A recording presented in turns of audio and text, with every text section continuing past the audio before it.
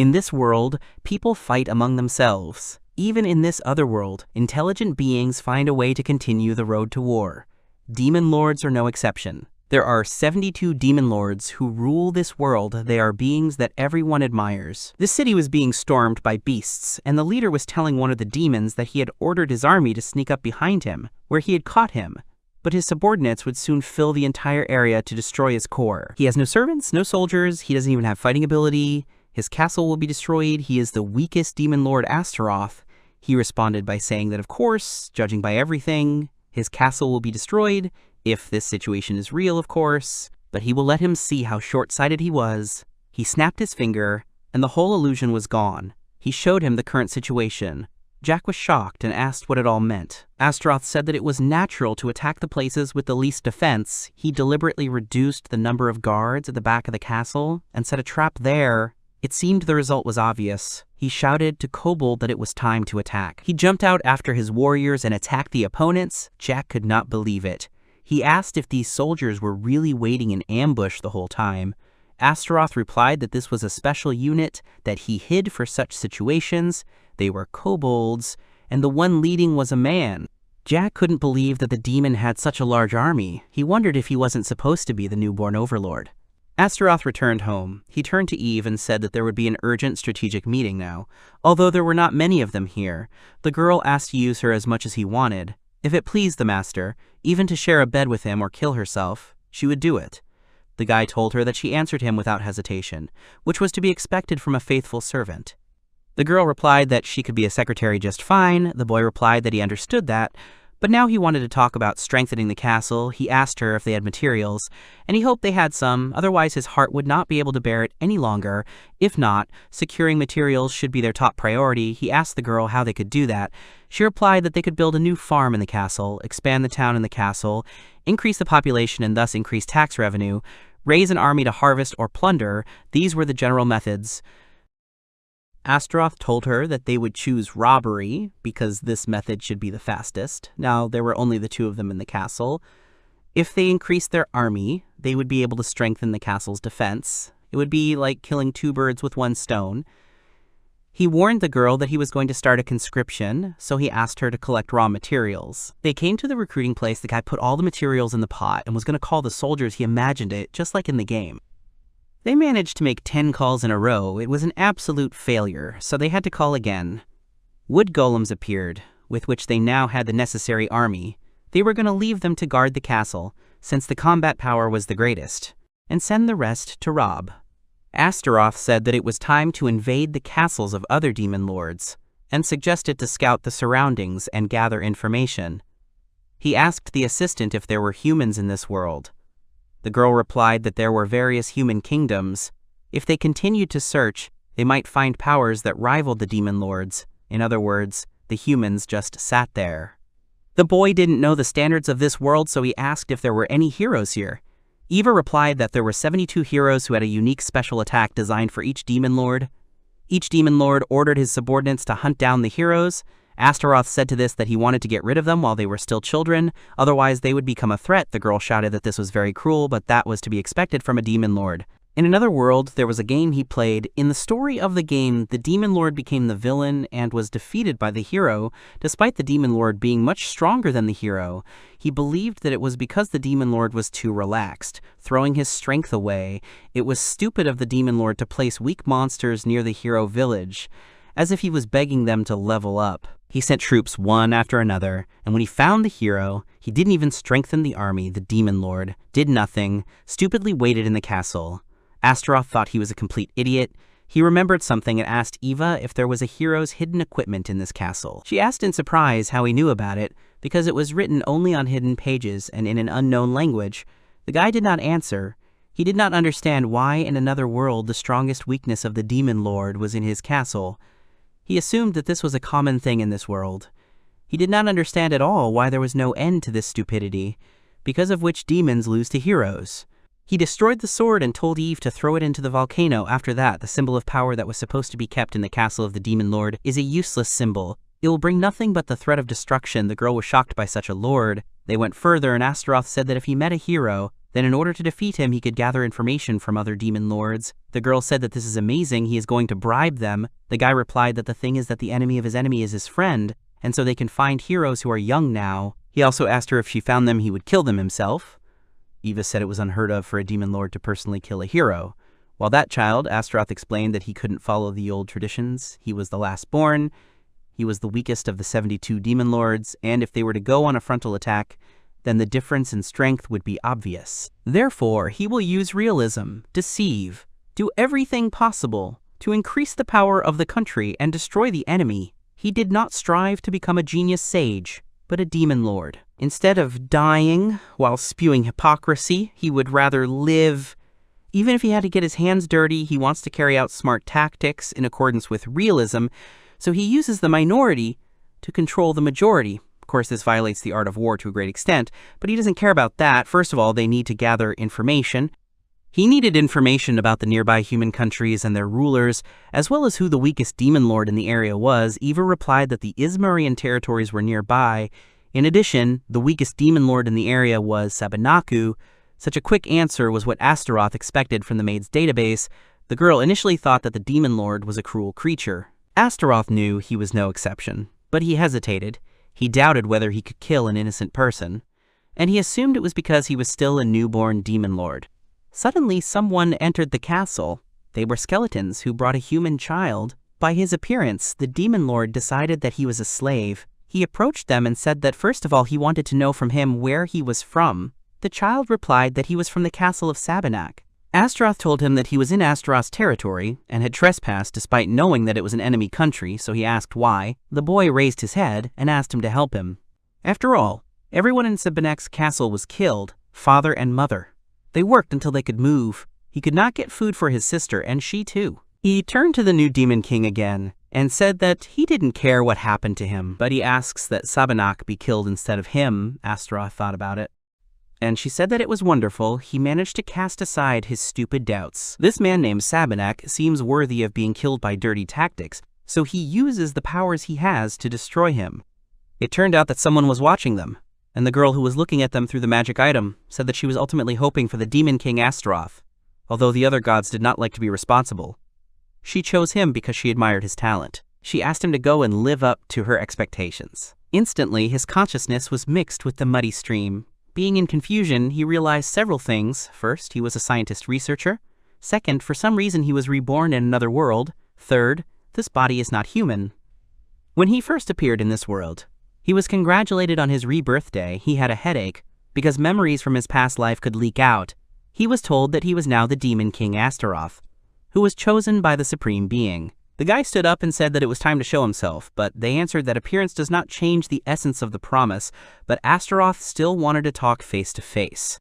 A girl appeared, and the guy asked her if she was a goddess. She replied that she was not a god. She could bring people back to life, move between dimensions, or reincarnate, but she could not interfere with this world. This made her an incomplete goddess, but this was too complicated an explanation, so she suggested leaving it. Astaroth asked her what his role was in this whole world. Could she tell him what he should do, and did she really want him to conquer the world? The girl laughed and said that she knew it.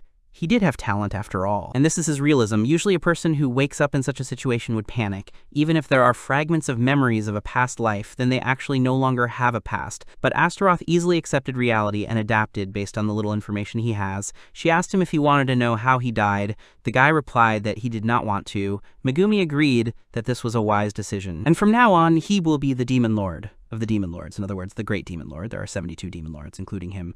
If he defeats all the other lords, he will win and become king.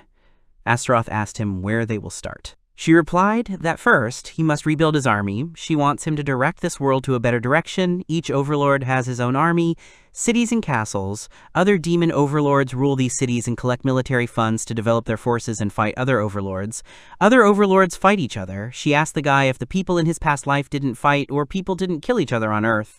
Wherever there is intelligent life, there will be war. He will become one of the overlords and do his best. The youth asked if he understood correctly that he had to kill all the other demon lords. Eva replied that it was up to him. He could make them his subordinates or destroy them, but as the goddess responsible for him, she hoped that he would act wisely. If he became king, he would be like a god. Astaroth was very irritated by the need to kill. First of all, he would like to understand his abilities as a demon lord. Eva agreed and said that then they would destroy it, and a huge stone appeared in front of her. The guy said he wanted to talk about this for a long time, but he is completely naked. He doesn't even have underwear on, so he doesn't know how he can destroy something. Eva replied that he shouldn't ask her about it, because he can do it himself. He has the power to change the world. If he wants to destroy the boulder, he just needs to wish and it will become reality.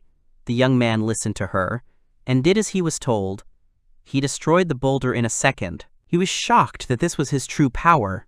Eva told him that one day he would be known as the most powerful demon lord in history. Astaroth said he remembered. She said that the lords had castles, so he asked where his was. The girl said right here. The guy asked if it wasn't just a cave. He was told that it seemed that way because the castle was just created, and he could be sure that when he got stronger and gained new abilities, he would be able to expand it. The castle is an extension of this core that is inside him. If the core is destroyed, the game will end and he will die too. Astaroth asked if this means that the other demon lords also have a core. Eve replied that in other words, in order to win, he will have to destroy their cores, make them his subordinates through diplomacy, or destroy them in some other way. If his opponent surrenders, he will win. The guy understood that, however, as long as he attacks other castles, this place will be defenseless, so he asked if there are any ways to protect it. Eva answered that he can use the summoning cauldron. He has the ability to summon monsters. If he puts materials in it and puts his magic inside, he can create the strongest army. If he combines frozen earth and rune, he can create an ice golem. If a pregnant pig with a dried gecko, an orc, so he increases the number of his subordinates. Eva admitted that she shouldn't really help him, but he is special. This is the first favor. Astaroth asked to create a monster with intelligence for him. The girl agreed and said that he would have priority in knowledge. She put something in the summoning cauldron and they summoned someone. Eva screamed that it was approaching and called to her. A girl appeared. Astaroth was surprised that even his subordinates were summoned naked. Megumi immediately said that they would pick out an outfit for her. Megumi also told the guy that she was a demon. She looked great. Astaroth responded to this that unlike her, he did not stare at her. The assistant said that since they summoned her, she could show more. After all, she is the loyal maid of the Lord. The guy responded to this that he understood perfectly well that she is incredibly loyal and asked what her name is. The girl didn't answer. The guy didn't understand it. Megumi explained that demons don't have a name from birth, and he can give it to her. The guy thought about it, and he said that he would call her Eva. The girl was very surprised and asked why he called her that. The guy replied that there was another world where he came from. It was called the Land, where he had done research before, and that was the name of the girl mentioned in the scriptures. It said that she was the first woman.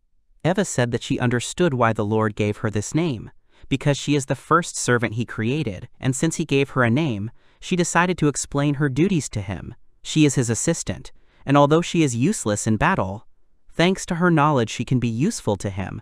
From now on, she swore that until her last breath, she will fulfill his will. Megumi said goodbye to everyone. Astaroth asked her if they would meet again. The girl asked him not to worry. They definitely still had a lot to go through. The young man extended his hand to her. Megumi asked him what she should do with it. The young man replied that it was boring to shake hands. She asked her if there were really no customs of acquaintance in their world. Megumi replied that of course there were. It's just that the gods rarely do it. They shook hands. Megumi began to enter the portal and said that she was sure he would become the greatest demon lord, and asked him to listen to Eva and do everything to improve the castle. Astaroth suggested that Eve think about what they would do next. He told her that he knew she was very smart, good at planning and management, so he was counting on her.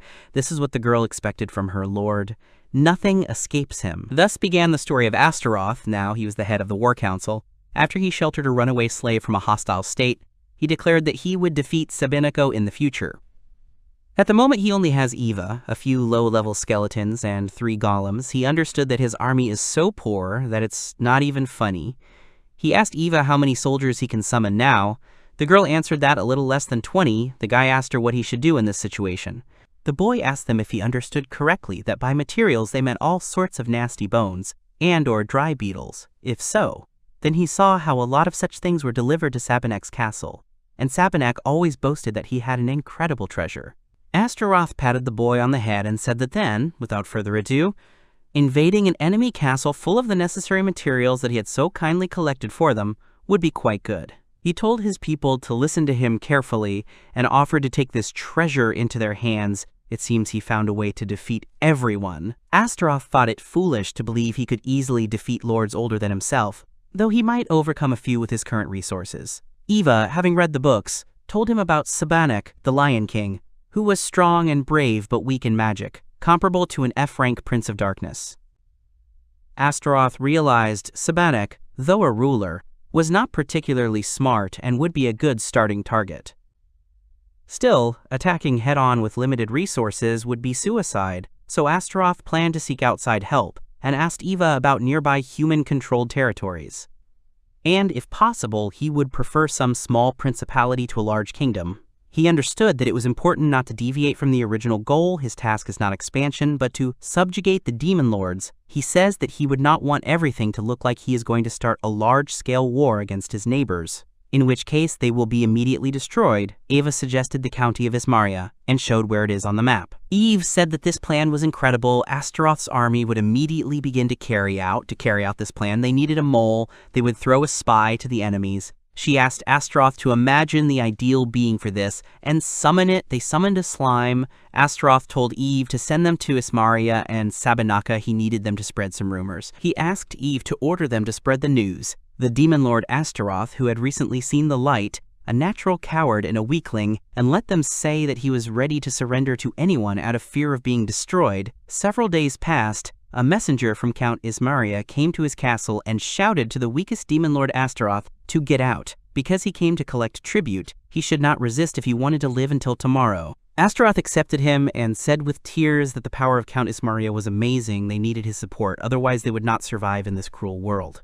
He swore that he would pay them half of the taxes of his residence if they provided him with protection. The envoy immediately offered to shake hands, and Astaroth laughed quietly to the side. He stood up and asked him if he wanted to rest a little after the journey. The envoy replied that he would be happy to, and he could not worry, because His Excellency would protect and guard Astaroth's territories as if they were his own. Astaroth said he was glad to have someone protecting him, and asked for a small favor. Recently, Demon Lord Sabnak had demanded his allegiance. Astaroth refused, claiming loyalty to another lord, which enraged Sabnak. Now Sabnak threatened to destroy him. The envoy, displeased, assured Astaroth that His Excellency would defend his vassal and territory as his own. When asked about Sabnak's arrival, Astaroth said he would come within a week, which made their support urgent. The envoy promised to inform His Excellency as soon as possible. After a while, a dragon flew to them. Eva said that it was Sabnak's messenger. Astaroth turned to his castle and told Eva to immediately prepare the meal and bow her head as best she could, and then they would have a chance that he would perceive them as prey.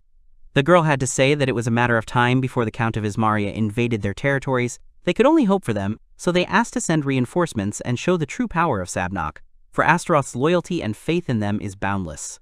A week passed. The Lion King Sabnak shouted at Count Ismaria that he was a pathetic little man who dared to enter the territory of his little brother. In response, Count Ismaria shouted that he could not even think that he would be afraid of some demon who encroached on the territory that was under his protection. Astaroth watched this from his castle and understood that everything was going wonderfully, and not like that, and they strived to outdo each other in the righteousness of their anger in order to justify their own honor. Astaroth rode with Eve in a cart and said that in essence this was a battle for the right to own it, but it looked more like a battle between two prides and their generals. He did not understand. Did not these fools see that their pride brings them nothing? Eve answered that in any case, they both acted like fools, and thanks to this they were able to get here unnoticed. She also admitted that she thought that Milord would organize a surprise attack on them when they exhausted each other, but now she does not even understand where their carriage is going. The guy replied that they were going to Sabnak's castle. The girl jumped up and said that they could still come back. Astaroth replied that they had not yet officially announced their alliance with Sabnak, and asked if this betrayal would break any rules. Eva replied that it was not about that. After all, he was personally going on a dangerous mission. If something happened to him, she was not even sure if the golems would be strong enough to break through the castle's defenses. Astaroth told her that she could not worry about that. The golems and orcs that he had recently summoned were already waiting in the wings at the castle, and the guards themselves would let them in. Eva asked if he was really going to put his core in such danger, since if they could reach it, then the Lord's castle would turn to dust. Astaroth replied that he would deal with it when that happened. He created everything literally from nothing, so if everything created turns into nothing, then nothing terrible will happen. It doesn't matter who his opponent is, it doesn't matter victory, defeat, it's all the same. The girl couldn't believe that she was serving a madman. She stood up and said that, since he himself signs his contract, and she can't dissuade him. Then she asks permission for this miserable servant to go to the chopping block with him. She wanted to accompany him to the very end. The people answered her that she should not worry, because he was not going to die today, otherwise he would not be able to drink her excellent tea again. Moreover, he foresaw her desire and included her in his plan when he thought it out. He asked her if she would serve him until her death. The girl's eyes lit up. She shook his hand and said that she would serve with great pleasure. They arrived at the castle. Astaroth approached the gate. The guards asked him who he was and if he knew whose castle it was. The guy replied that of course he knew, and he apologized for not introducing himself. As soon as he said his name, the guards immediately began to talk, remembering such a person. They asked him why he was here then. Was he really such a coward that he ran to hide behind Lord Sabnok's back? Astaroth replied that of course he was, and asked them how a weakling like him could help His Excellency in any way. The guards agreed with him, saying that their army was the strongest in these territories. The guy also added that that's why he was here, to present gifts. The guards immediately thought that it was meat and skins, and the second one replied that they were right. However, he stripped these skins from their dead bodies. Using magic, he sent a meteor at them and blew up what was in front of him. The castle gates were destroyed and the guards were killed. Eva knew that this was the true power of the Milord. He told her to send the wood golems to the castle courtyard and asked her not to give them too complicated instructions. It would be difficult for them to remember anyway. She just needed to send them to cause mayhem. Eva asked again if she understood everything correctly. She needed to provoke the palace guards and distract them. Then the Milord would send the orcs to plunder the castle, rake out every little thing from the treasury. They went inside together. The guards were already running and shouting that the enemy was attacking them, so they needed to hurry and notify Lord Sabnok. But the golems killed them with their blows. The guards tried to shoot at them, and with the help of the explosion, they managed to somehow damage the golems. Astaroth looked at this and understood that at first glance, their plan seemed to be based on the powerful attacks of the golems, which were not so easy to deal with. In fact, the cart contained materials for summoning skeletons, and it was at this moment that Astaroth summoned them. The skeletons suddenly attacked the guards and successfully killed them. Eva came to Astaroth and said that they had found a treasure. Based on the information obtained from the slime that arrived, it would take them 5 minutes to get there. Astaroth said that it was just great he asked to leave everything to him, and sent Eve to deal with the treasures. He was counting on her.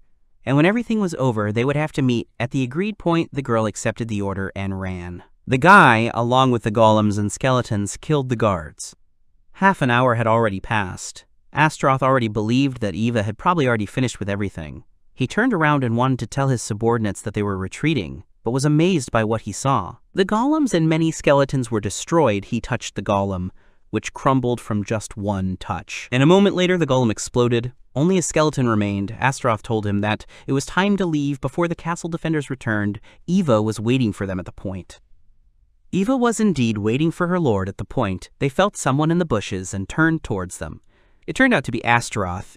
Eva immediately ran up to him, picked him up, and asked if he was okay. She promised that they would heal him.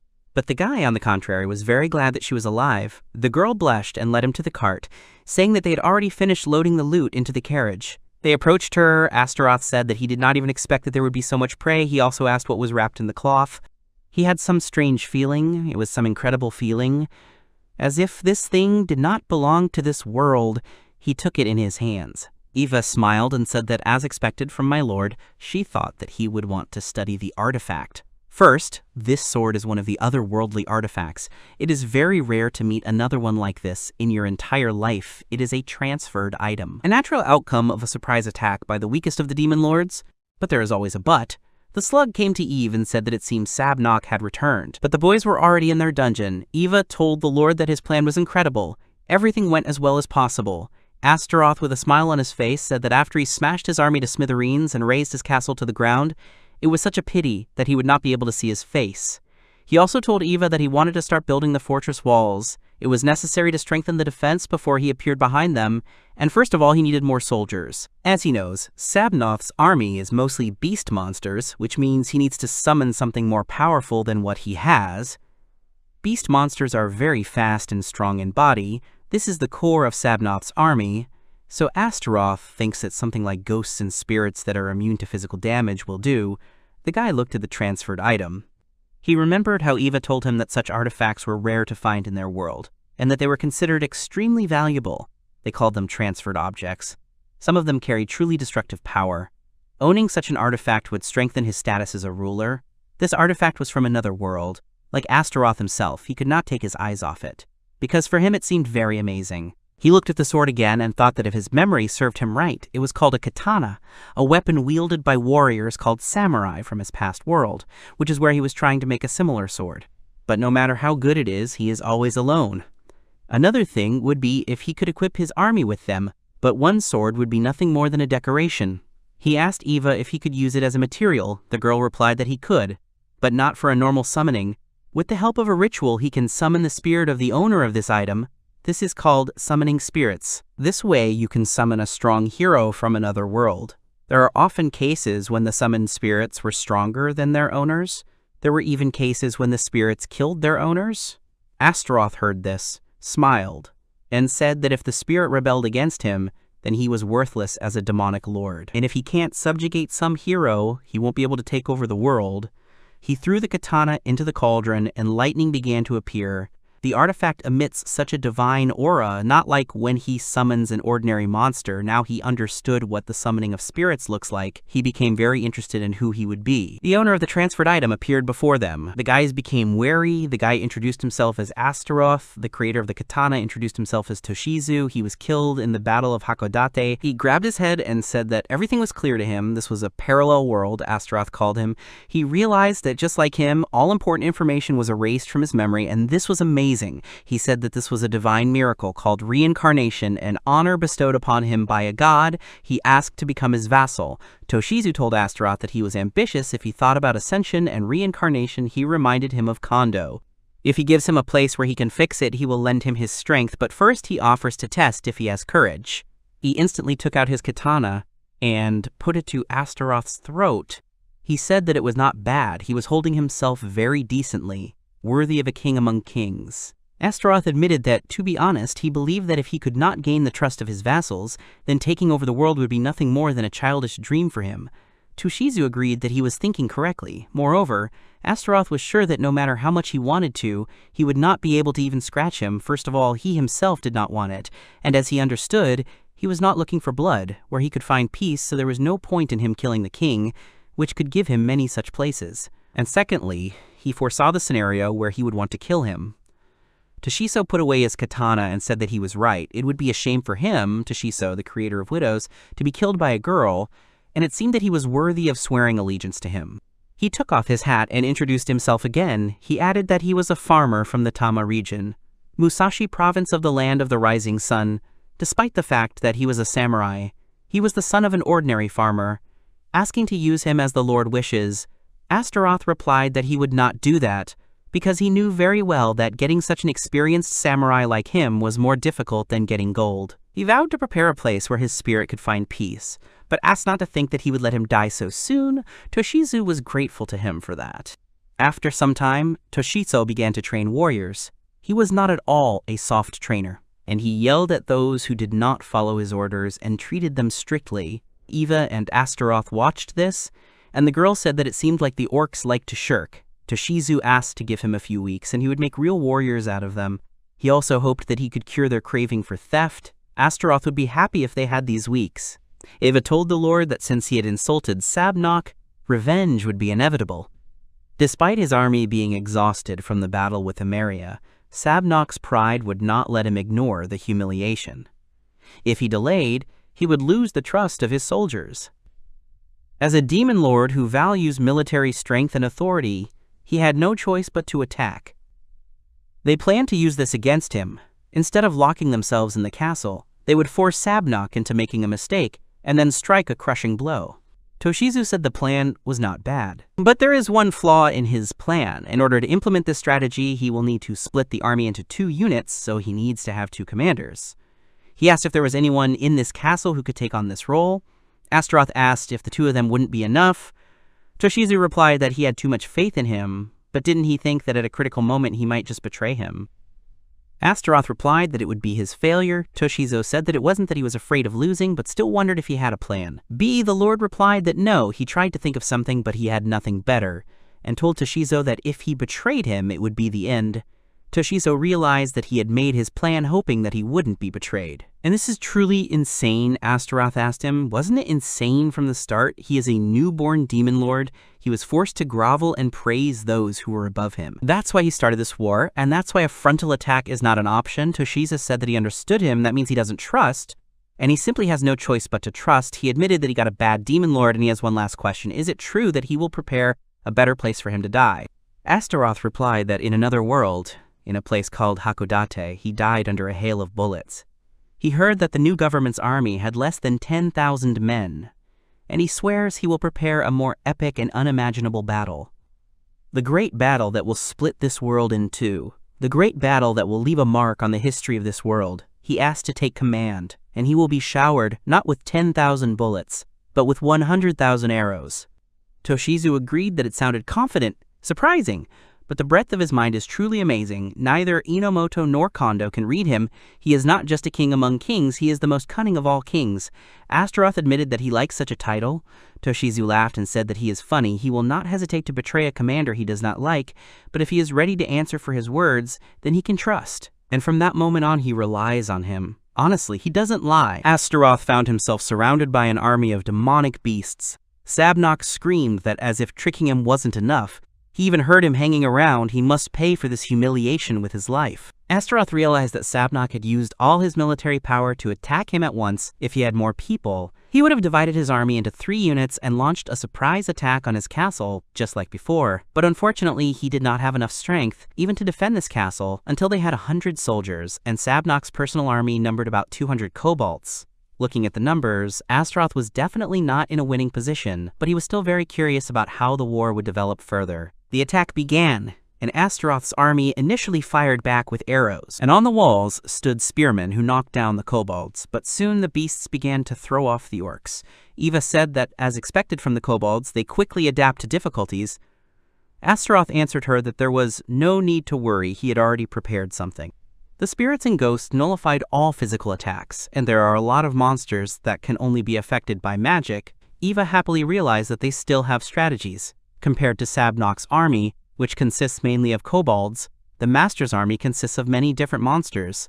Although their power is small, they can adapt to any situation. But it turned out that Sabnok could kill ghosts with his huge sword.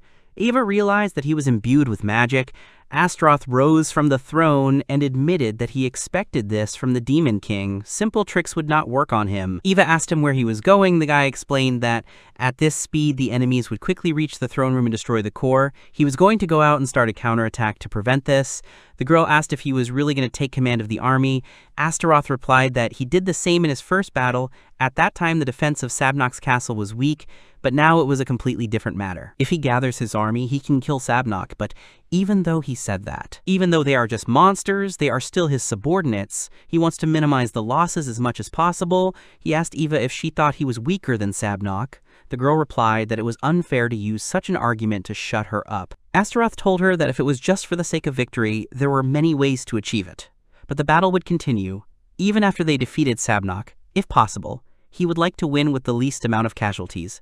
He apologized to Eve for this, and said that he would take command of the remaining soldiers. Sabnok, meanwhile, was killing Astaroth's monsters. He praised him for the surprise with the spirits. But it was all useless if he had so few of them. He shouted to Astaroth what he would do next. Because he knew that he was watching him, he demanded to come out and show his face.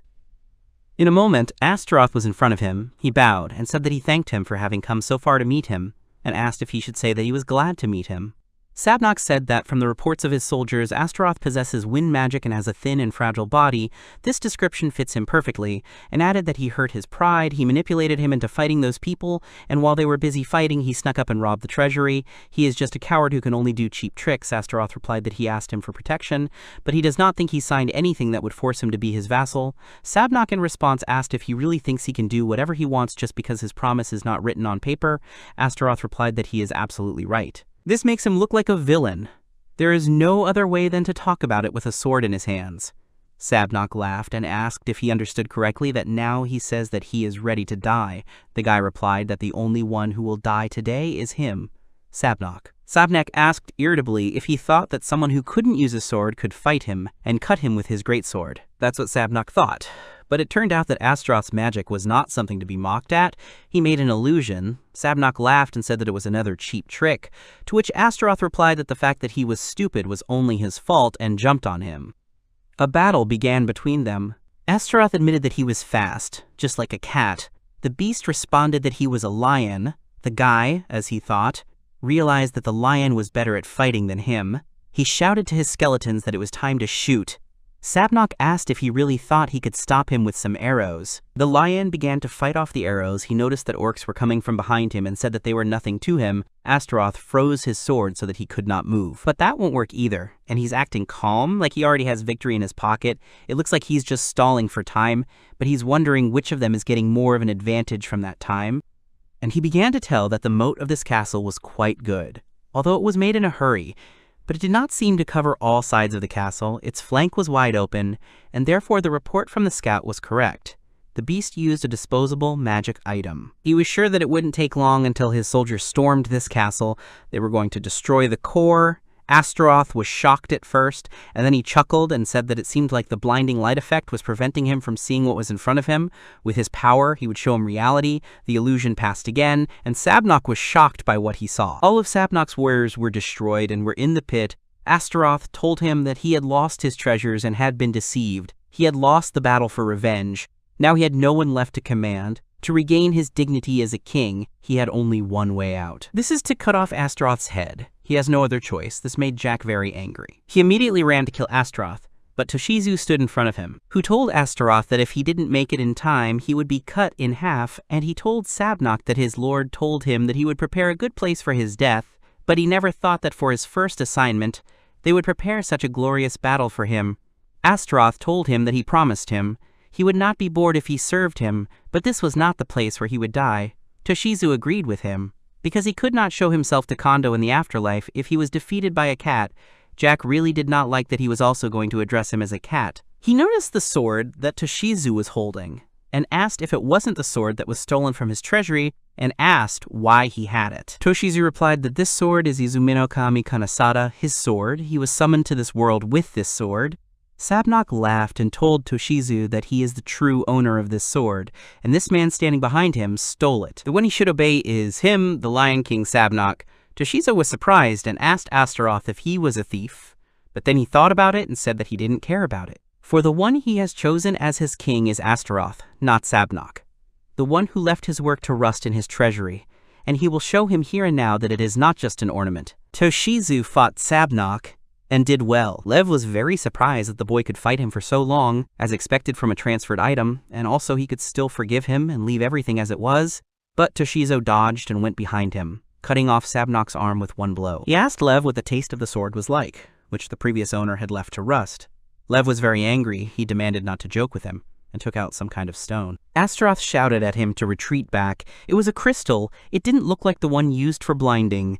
Sabnok shouted that Toshizu was the weakest person. And transformed into the demon Ifrit, he grabbed Toshizo's burning hand, causing him to scream in pain. Astaroth shouted at Toshizo to hold on and use Undine. This helped to extinguish the demon. Toshizu began to come to his senses. Astaroth ran to his aid. Toshizu thought that he was finished, because Jack again ran to attack. But this time, Toshizu was protected by Astaroth. Jack said that it was impossible for him to stop his sword with his bare hand. Astaroth answered him that he may be strong, but his movement is predictable. Jack called him a third-rate magician. In response, the guy asked what kind of person he would be, the one who would be burned by a third-rate magician, and called him the Cat King. Jack was burned in an instant. Astaroth began to lose his breath. In one of the temples there was a girl. She learned that Astaroth had won. As predicted, she must seek the next revelation. She is the Holy Lady Joan of Arc. As with France, she is burdened with the duty to save this country, and also as the Lord of Demons, who must bring harmony between good and evil in this country. Eva ran to the battlefield and heard Toshizu telling Astaroth that he was a damn good lord for stealing the duel from him so easily, but it was his fault for being caught off guard, so he was grateful that his life was saved. But still, he didn't know yet that with his monstrous strength, he didn't need to protect him. Astaroth replied that it was indeed so. In the first place, it was a violation of the art of war. When a lord himself goes to the battlefield, he wants to hand it over to his subordinate as soon as possible. To be honest, he prefers to stay in his castle, coming up with a clever plan. Toshizu called him a real schemer, but Astaroth preferred to be called a realist. Eva said that she was very glad that they were safe. Several weeks had passed since she swore allegiance to the demon lord Astaroth. All the noise and fuss from the war began to die down, and peace finally came to Astaroth's castle. Eva was created to support the demon lord, who lacked knowledge of this world. Her life was full of surprises from the moment she was created. Although he had no knowledge of this world, he was able to adapt in no time. His graceful appearance would charm all the demon girls living in this castle, especially the succubi. There was no end to the demonesses seeking to become his mistresses, but Eva protected the master's chastity. They really needed to tighten the guard around the master's bedroom. The most amazing thing about the Lord is his resourcefulness. The demon lord Astaroth is the weakest of the 72 demon lords, but he was able to rise from last place in just 1 week. He attacked the treasury of the neighboring demon lord, and at the same time, greatly expanded his army. First of all, he pretended to swear allegiance to the earl from the neighboring side, and then he pretended to swear allegiance to the Lord Sabnok. He asked him for help. Then he suddenly attacked Sabnok's castle when they were fighting each other. After that, Sabnok was full of anger and launched a counterattack, but the Lord was able to repel it and even killed him in that battle. Eva wrote everything down and wondered if any demon lord besides Master had ever killed another just a month after being born into the world. Even she, known as a walking database, had no record of such a feat. After defeating Sabnok, Master immediately sent troops to seize his castle, claim all resources and treasures, and then destroyed it. Astaroth knew he couldn't defend 2 castles with his current strength, and didn't want them falling into enemy hands. Though some monsters complained, Master fully convinced them. Astaroth told them that he doesn't need castles or cities. The real resources are the people who live there, so he accepts all the people living around Sabnok's castle. There are many races such as demons, humans, demi-humans, or beastmen living in other demon lord castles. They live in a certain social class and are squeezed by the demon lord of that castle, especially the people captured from other cities. Where castles, they are usually taken as slaves or even as tools, but the master decided that the people he accepted will be put in the same class as his own people. There were no slaves around demon lord Astaroth's castle, a rare case even among the 72 demon lords and human nations. Eva once asked why he opposed slavery. Astaroth replied he simply didn't see it as a good system. Though the villagers were simple folk, the castle survived on the taxes they paid. When Eva asked if it was just to collect more taxes, Astaroth explained that in his previous world, slavery existed, but slaves, receiving the same pay no matter their effort, worked inefficiently. He may be feeding off their hard work, but even so, they continue to work hard, and he thinks that providing them with a comfortable place to work is one of his duties. Eva looked at him with satisfaction. She brought tea and said that in order to pay this ideology in life, she wants to spend her whole life serving her master. Astaroth replied, "Everything will then count on her." Astaroth remembered his father. After defeating Sabnok, they annexed his lands, destroyed his castle, and freed the slaves, but faced an unexpected problem. An influx of refugees overwhelmed the nearby city. Astaroth told Eva they couldn't leave the situation as it was. They needed to provide work and housing and expand the city. Eva, judging by her expression, preferred spending resources on rebuilding the army. She explained that after losing soldiers, strengthening the garrison was crucial. Astaroth agreed, but emphasized that a wise ruler must first care for the well-being of his lands, not just focus on conquest. Astaroth explained that all empires rely on manpower. A larger population would strengthen the economy and, in turn, the army. He planned to recruit not only monsters but also humans, which would partly solve the unemployment issue. When Eva asked if he truly intended to hire humans, Astaroth confirmed it, noting that many demon lords also used humans as soldiers. Eva replied that they were usually treated as cannon fodder and executed for disobedience, but their situation was different. They couldn't afford such losses. Astaroth then mentioned her closeness to a human boy and asked if he was a traitor. The girl immediately thought about it. Because she understood that he was good, Astaroth also reminded that he was also a human. They have no choice but to gain their trust, and the easiest way to guarantee their loyalty is to give them a home. In every sense of the word, you can't say someone is evil just because of their race.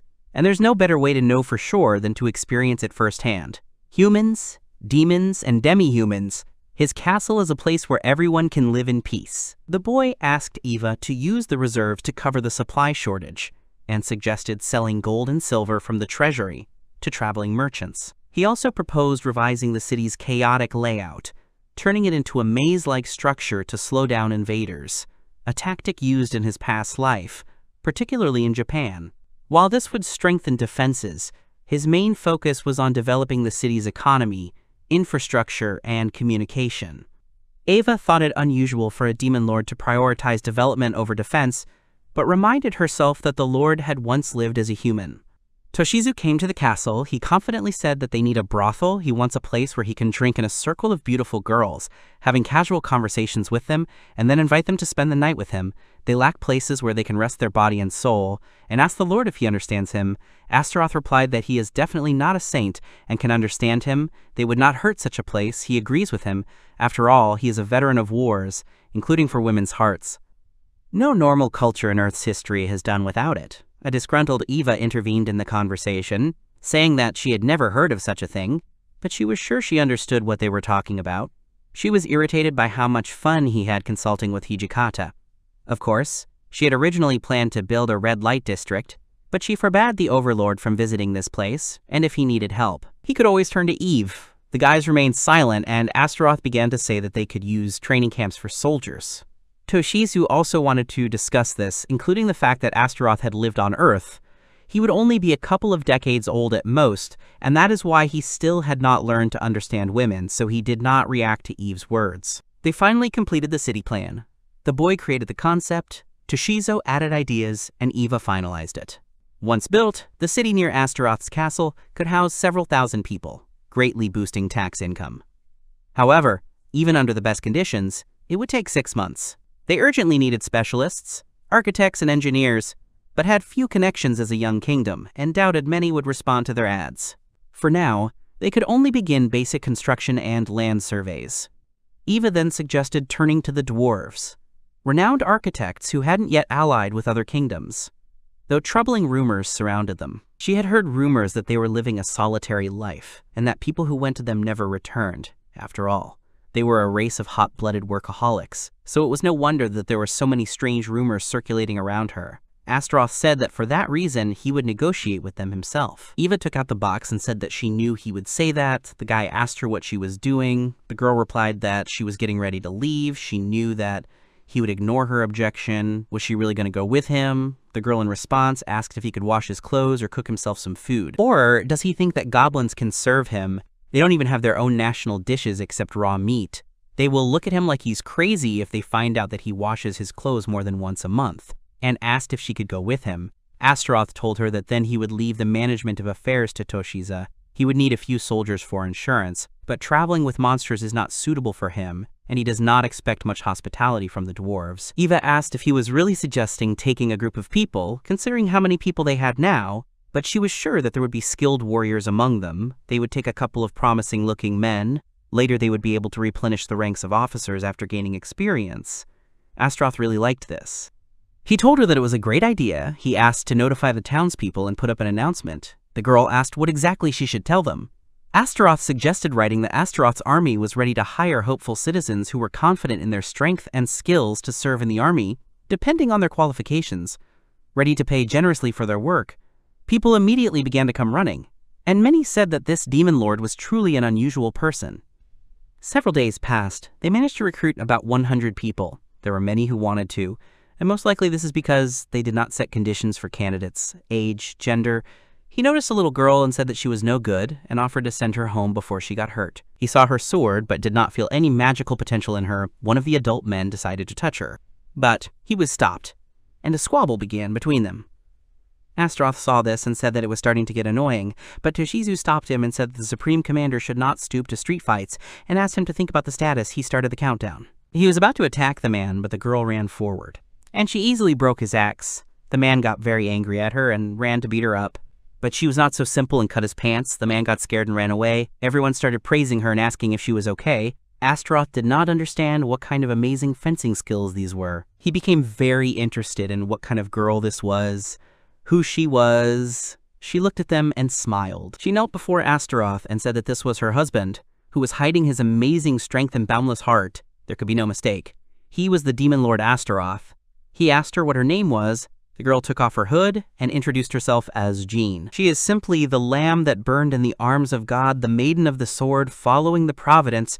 They appeared 5 seconds after that man touched her, and then she realized that the one she was destined to serve had appeared. She is a swordswoman who came from another world, from a country called France. Joan of Arc. At a young age, she was chosen by the gods and became a knight in shining armor. Raising her sword to defend her homeland from invaders, however, she was captured and burned as a witch. She should be dead. Astaroth asked her, at the reception, why heroes like to appear as if from underground. Eva answered that it happens that heroes gain freedom when their master dies. It is a great success to receive such enormous power as a hero, without using transferred objects, but she can be an enemy spy. Astaroth began to tell that Joan of Arc is canonized, a martyr who died for the faith and people. It is surprising that after all she longs to become a hero again. Eva noticed that he is very gentle when it comes to women. Astaroth asked her if she would work for him. Jeanne immediately answered that she would. It was the will of the Lord. He asked if she was ready to be faithful to him to the end. The girl again answered that it was the will of the Lord. As the legends say, she is extremely fanatical in matters of faith. But a soldier who seeks his last battle and a fanatical knight who obeys only God, he became curious about why he gets such strange subordinates. He decided that the Lord must be able to find an approach to his generals. He turned to Jean and said that he understood that she was here by order of God and would serve him for the same reason, and also that he knew that, among other things, by his order, she would kill him. Astaroth said that he was going to the dwarven village to negotiate with their leader, and he was thinking about taking her along as his bodyguard. Eva was very unhappy about this, as was Toshizu, who asked if he would have to guard the castle alone. Astaroth explained that he had to keep his friends close and his enemies even closer. He couldn't leave her unattended in the castle, especially if she was a spy. After all, this was their core. He asked her if she accepted his offer. The girl put her hand on her chest and replied that she had planned it that way. From the beginning, she was ordered to protect the Demon King, and his steadfast maid too. She would kill many people as God commanded, and he would gain a new ally, and this was also God's will. In exchange, he would lose his valuable ally. Astaroth asked if this was really what God had decided, although since she had told him, he did not know who she considered his ally. If he simply stopped, fearing the divine signs, then everyone would remember the demon lord Astaroth as a coward, so he was in business. This is what Janie expected from the chosen one of the gods. She went to bathe, and after a while, Eva came to the Lord and said that the preparations for the road were finished. Astaroth said that she needed rest after what she had to go through. Besides, it was an open bath. He was very glad that they were able to make it in Japanese style, and he was not surprised that she liked it so much. Suddenly, Jeanne, who was wrapped only in a towel, entered their room and apologized for the wait. Eva immediately closed Astaroth's eyes and told him that he couldn't look at this. Johnny told them that her body is sacred and pure, so she is not embarrassed to be seen by someone. Eva asked her if she understands how many guys are around. The girl replied that she understands. That is why she is standing in front of the demon lord. Eva said to this that it is even worse, so she needs to quickly get dressed. Astaroth did not understand why Eva was so noisy. The journey that awaits him is filled with nothing but problems. They set off on their journey. Eva often looked at Astaroth, and so he asked her if something was wrong. She replied that she was simply not used to his appearance. He explained that he simply didn't want anyone to recognize him. There was a possibility that they might meet someone who knew them, so he needed to hide the fact that the demon lord was not in the castle right now. Toshizo had warned him about that. He was very thoughtful the whole way, so Eva didn't understand what was happening to him. Astaroth told her that he simply thought that her maid uniform might attract unnecessary attention. The girl replied that she would rather rip off her living skin than change her maid outfit, although if the master so desired, she was ready to take off her outfit. Along the way, many people pestered them, but Zana quickly proved that it was better not to do this. At night, they stopped for the night. Astaroth looked around and said that he had spent so much time within 4 walls that he felt out of place sleeping in the open air. Soon, Eva prepared dinner and asked him to enjoy it. The guy was very happy about this. He said that it was simply delicious, and he honestly didn't think that she could cook something so delicious in field conditions. Eva said to this that he was simply exaggerating. Eva gave the fork to Jean because it was not feminine to eat without it. The girl replied that she was the daughter of an ordinary farmer and was not used to using a knife and fork, and when she tried the food, she said that the egg and bacon were very tasty. Eva smiled and thanked her for the compliment. She said that these eggs were collected on farms in the suburbs of Astaroth, They are so tasty and fresh that they have gained considerable fame. She even started to wipe Jean. Astaroth said that if he thought about it, he never suspected that the holy lady was such a glutton. But it was not a problem as long as she worked off that food. Zana said that she never ceased to be amazed at the moment when she came to his castle. She never thought that on a campaign you can eat such delicious food, so she wanted more and asked Eve about it, who did not refuse her in any way. Astaroth added that she would be able to eat more delicious food when they returned to the castle. Just so she knew about it, Eve brought her new food. Zana realized that it was rice with egg. She cooked a cereal called rice, and then mixed it with a raw egg. But if the farmers had slipped them stale eggs, it could be deadly. But it looked so delicious that Zana was willing to risk it. They slept in the same tent, and in the morning Eva found a bite on Astaroth's hand. Eva told Zana that the next night she would be on duty for half the night, and they set off. They reached the dwarven village. Astaroth asked if they didn't have many good architects. Eva answered that it was probably because they didn't have much money, and they led a very ascetic lifestyle and didn't strive to build anything impressive and luxurious for themselves. This was a miner's village. There were probably houses in the mine too, but the village was still somehow very strange. Even if all the men are busy in the mines, there must be women and children in the houses and on the street, but there is not even smoke coming from the houses, although it is already evening, and they cannot help but cook food. Because they are not goblins, they noticed movement from behind. As soon as they saw what came to them, they realized that it seemed like this village had been destroyed, and this place had become a nest of a monster. Eva suggested that someone had attacked the dwarven village and turned them into zombies. Astaroth agreed with her completely, but now was not the time for a funeral. They needed information. He thought these demons would help them with this, so he said that they needed to catch them, interrogate them, and eliminate them. Opposite them were 2 demons and 10 zombies. The Lord decided to deal with them quickly, so as not to endanger Eve. After the first attack, they managed to knock down 1 demon, but half of the dwarves still continued to advance. Astaroth shouted at her to hide. He flew up and noticed that the zombies hit in the head were falling down dead. And it seemed that those hours of watching zombie movies had paid off. It seemed that the conversion of the dwarves was the work of demons. It would be wonderful to know something about them. Zana also ran to attack. Astaroth asked her to be careful, because the zombie is infectious. One of them bit her on the hand, but the girl did not lose her head and hit him on the ground so that he would not continue biting. She started to hit him, then stretched out her hand and was about to execute him, but Astaroth shouted at him to stop. The zombies paid attention to the noise. Some of the monsters are now in ambush, so everything needs to be done as quietly as possible, which is what Zana did. She managed to cut the wing before one of the monsters could fly away, so everything is fine.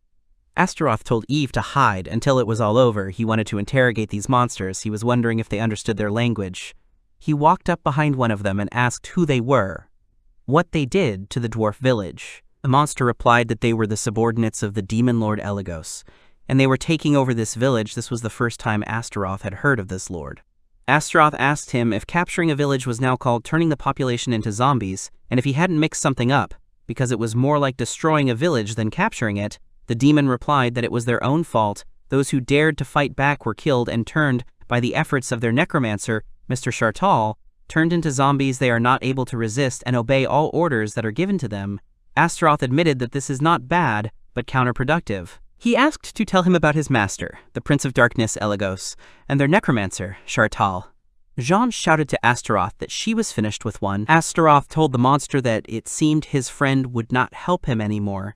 If he did not want to follow him, it was time to tell him everything. But the monster flew away. Astaroth said that so be it. He didn't want to do dirty deeds. But he had to. He started shooting shrapnel into the monster's back.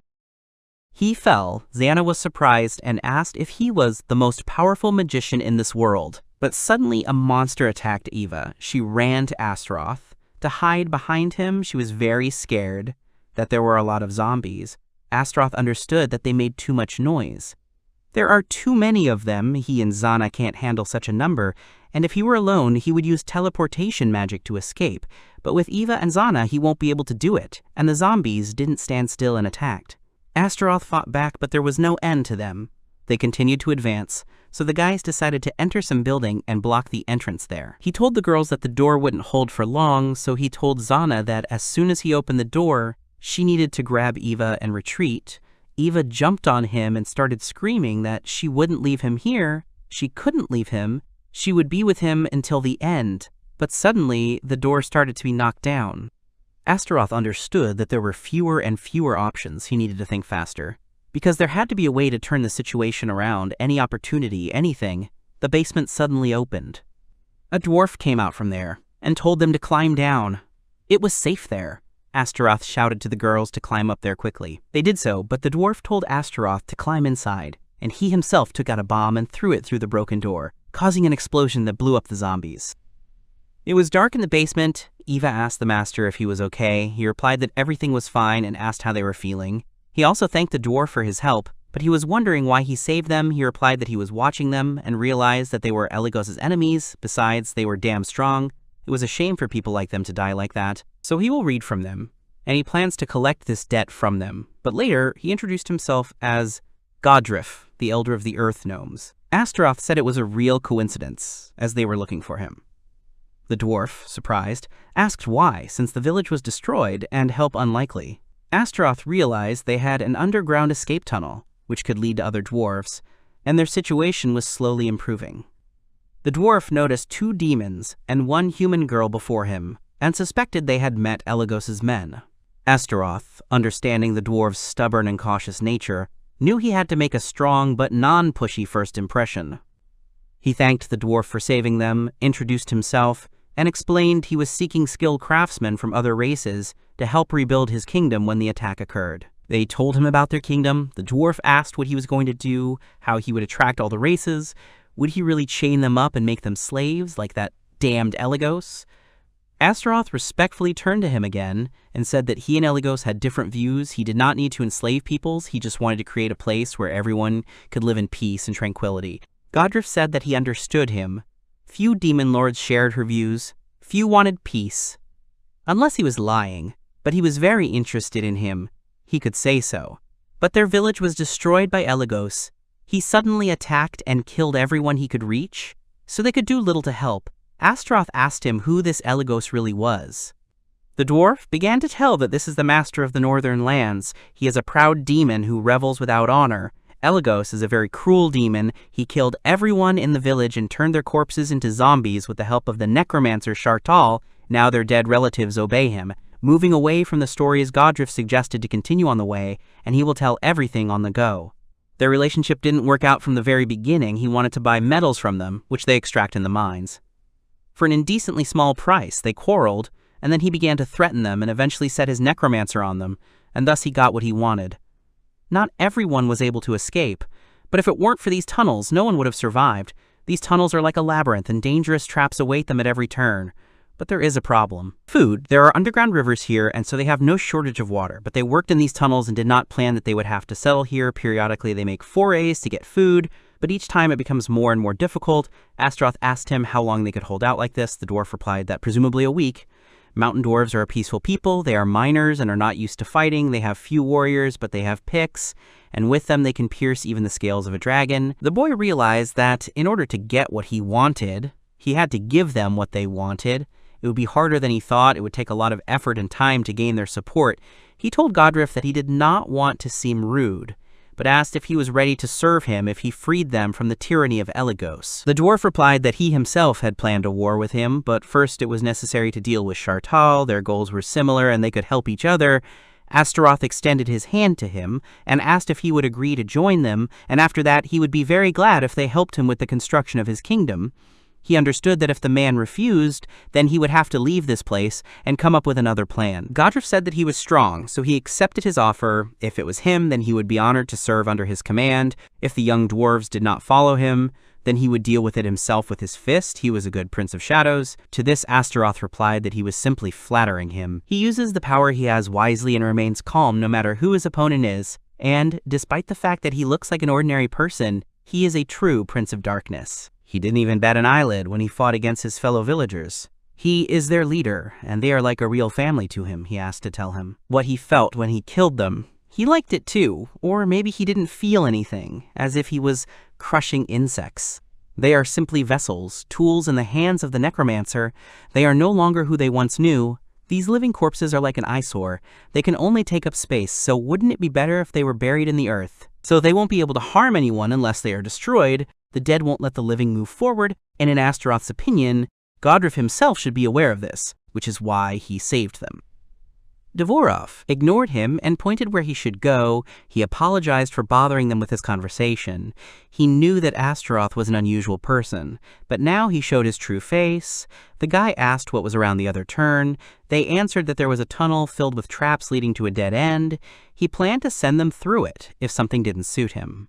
Godriff led the boys to their shelter. The children ran to him. He began to tell them that this underground city was previously used by their distant ancestors, and now miners live here. Zhena brought a treat and shared some dried meat. Eva was very surprised that she shared her food with others and gave her a bag that she could distribute. Astaroth also treated the little child, stroked him and smiled. He decided that now he needed to make sure that he was heard. The dwarf hugged him from behind and said that it was time for a drink. Zana started whining that they were going to fight, so she didn't understand how they could drink. Astaroth replied that dwarves drink beer like water, so it was better to strengthen their bonds even in this way, even if they were dead drunk after emptying all the barrels. It wouldn't be a problem during the strategy meeting. Godriff commented that if they died tomorrow, they wouldn't be able to remember anything from today or yesterday, so they should enjoy it while they can. That's what he thought. Astaroth tried the beer and realized that even after becoming a lord, he still couldn't drink. Astaroth noted that it would be difficult to dry clothes where there was no sun, but Godriff replied that they used natural gas and built drying machines with it, and the dwarves only wore clean clothes. He also noticed that the guy had already turned red, so he asked if he knew how to drink at all. Astaroth was very reminded of his father. He replied that he didn't think so. In the process, the dwarf said that in fact, he liked this underground city. He would gladly continue to live here if they had enough food. Using these crystals that they extract in the mines, their ancestors extracted light. They shone like a small sun. Astaroth remembered such magical crystals. They were also used by Sabnok. They also used to grow food underground, but now they have lost this technology. Godriff said that John told him that he was born a demon lord, but he seems to be a skilled guy. The young man replied to this that it only seems so. He is weak. If this weakness is felt by humans or other demon lords, they will crush him into dust. That is why he tries to look stronger than he is. Godriff said that he understands him. Because of him, he is now fighting with Elagos. He is really sorry. Astaroth replied that he would have started a war with him anyway. Sooner or later does not matter. Demon lords are born to fight each other. That is their fate. The dwarf said it was sad and asked if he had a dream, not conquering the world or something global. His own small dream, if there was one. Astaroth realized that defeating all the lords and surviving was not some kind of dream, but a task, and now he did not know what his dream was. No matter what world he had to live in, there is war everywhere, but war is a game, and children have no place in such a world, so he said that he wants to end this era as soon as he can. He wants to build a world where everyone can laugh and smile without fear. Godriff said that he was sure he would fulfill his dream. Meanwhile, Shartalu called upon his dead servants. Astaroth was able to gather all the dwarves that were there. He started to say that he was already sure. They heard from Godfrey that they were gathered here to figure out a plan on how to get out from under Shartal's control. He was given the supreme command, so he asks that if anyone does not want to participate in the upcoming battle or have something against him, they can leave this room now, but no one left, so the guy said that everything is fine, and they can start the meeting. He asked Godfrey if he could show the map of the tunnels, but one of the dwarves told him that this map should not be shown to outsiders. He did not mind that he would command them, but did not agree with the fact that he should show the map. Godfried asked not to worry about it. He did not hesitate to fight against the army of Elishos, and happily shared his food with small children. He has kind eyes, not like all the other demon kings, it's hard to believe. After he killed the walking corpses, their former brothers, although he met him not that long ago, he trusts this young demon king. The dwarves were surprised how much the leader said about him, and maybe he is the legendary demon king. Godfrey began to explain that this is the demon king, from the legend that is passed down from generation to generation. In his clan, he wears a black robe. He is the ruler of the demons with a merciful nature, being both cruel and kind. He is a king among kings. He once brought prosperity to the dwarven people, and will still bring peace and happiness to all races in the world. Astaroth did not understand why the girls looked at him like that. They replied that he was wearing a black robe and all his casual clothes were also black, plus he was merciless to his enemies, but kind enough to share food with others. He perfectly fit the description of the Demon King from the legend. As expected of the Lord, Johnny also jumped on him and said that she knew that her Demon King was the best Demon King in the world. Astaroth didn't understand why they were so attached to him. In the end, it's just a legend, there's no guarantee that it's all true, but he still wants to be a demon king that they can trust. They started looking at the routes on the map. Astaroth realized that the tunnels had many different layers. He hoped there was something here that they could use for the battle. He pointed to one of the rooms and asked what was there. He was told that it was a normal tunnel where they were excavating. It was wide enough but not very high. It would be an ideal place for their decisive battle, but there was a dead end, and Shartala had about 100 soldiers, and most likely they would all die in that place. But Astaroth didn't plan to sacrifice anyone. First, he needed to gather his best miners and tell them to dig a hole. He showed on the map where it would need to be dug, and then take his explosives and plant them. Godfried asked him if he understood correctly that he was going to lure them to one place and blow them up. The guy replied that it was so he would have to bury his work with his own hands. He thinks that even Shartal won't be able to survive this. There are no forks, so if they block the tunnel from both sides, everything will work out. The dwarves started talking among themselves, deciding who will light the explosives, not to mention that he will have to light them in 2 different places, so in the end, they will still have to sacrifice someone. Astaroth reminded him that he already said he does not plan to sacrifice anyone, so he will be the one who lights the explosives. Jan and Eva grabbed him and said that he shouldn't sacrifice himself in this place. Again, he's making things worse for himself, for the sake of the others. The guy asked them to calm down because he wasn't going to die. He's a magician, and he can quickly teleport after he lights the explosives.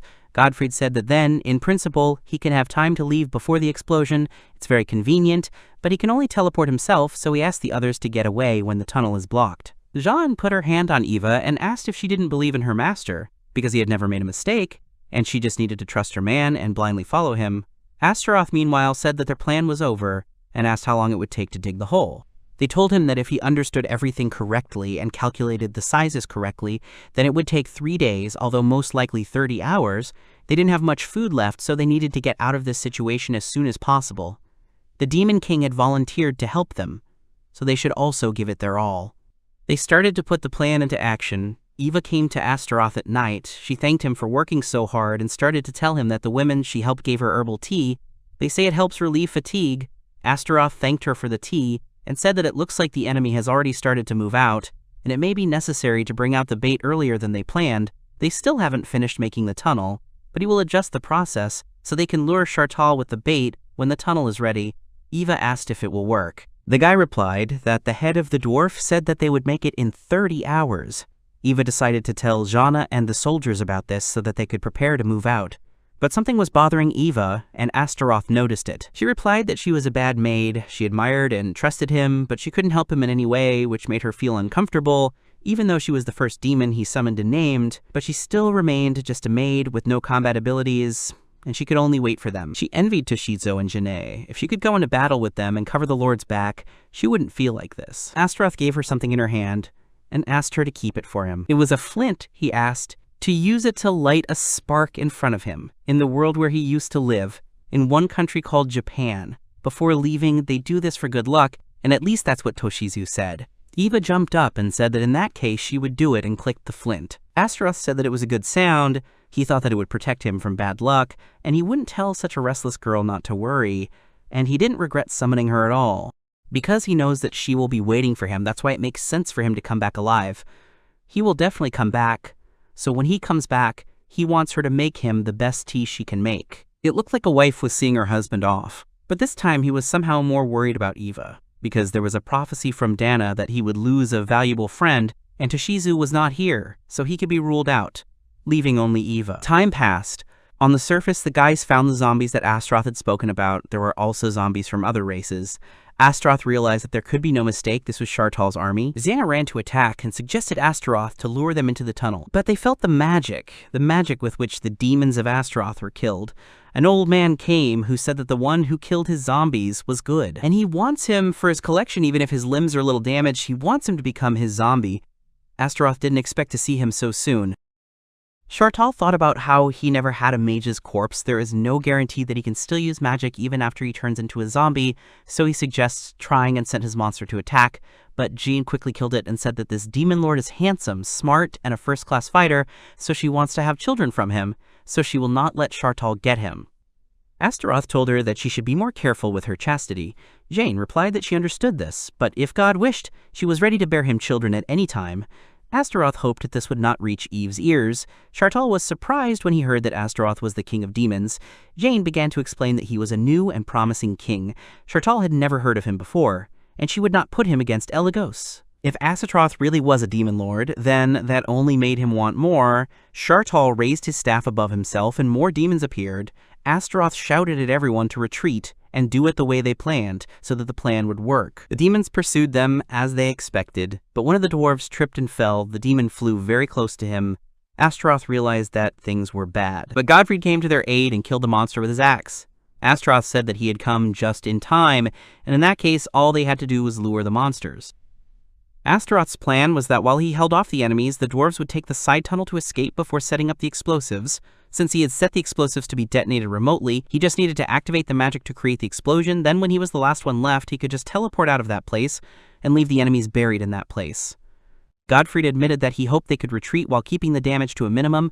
Astaroth replied that in that case there was no need to worry. After all, it seemed like Shartal was only focused on him. Shartal began to attack the guys even more strongly in order to definitely kill them.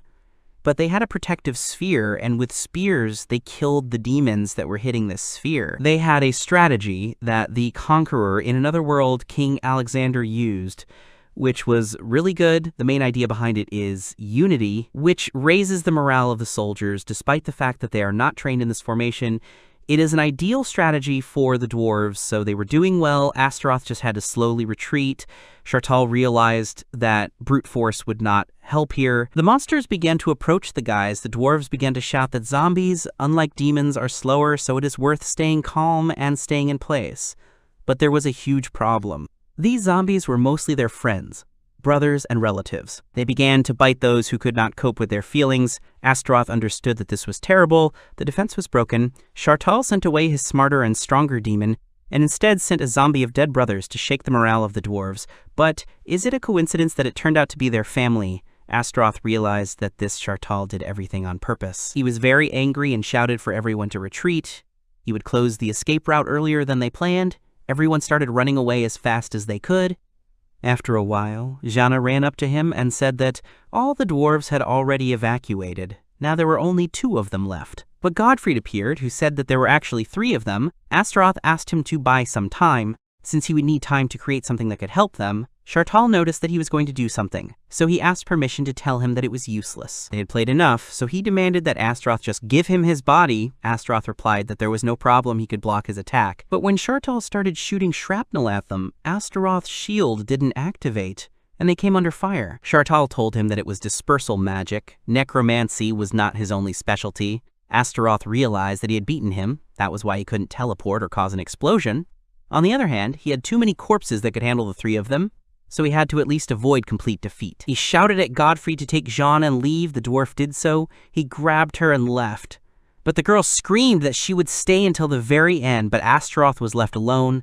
It was stupid that the king was the last one, but he couldn't call himself a realist, even if people ridiculed him for it. He wants his friends to stay alive. His human heart makes him stand here. There was an explosion, and now the tunnel was closed. Godfrey came and said that Astaroth must stay alive. He would be in trouble if he died here, and it was enough that only old people die here. He gave him the crystal that the ancestors left behind. There was fire magic sealed inside it that should at least be enough to destroy this place. Moreover, if he had the thing he showed him, he would be able to teleport. He was very glad that he had prepared them in advance. He always thought that these crystals were just rusty treasures. But when he first met him, he didn't feel like he did now, and now he can't do anything about it. He made his heart tremble. He added that he was leaving the dwarves to Astaroth, and asked to let them live in his castle. He was sure that they would be of use to him. He threw him a small teleportation stone and asked him to lead his brothers into the future. Astaroth disappeared, and Godfried made the crystal explode, causing a huge explosion. The ceiling began to crumble. Astaroth appeared in a safe place. Eva was very surprised when she saw him, and Astaroth himself was scared. It turned out that earlier Godriff told the rest of the dwarves that if he died in this battle, they would need to go to Astaroth. He would be able to lead the dwarves to a bright future. He was sure of it.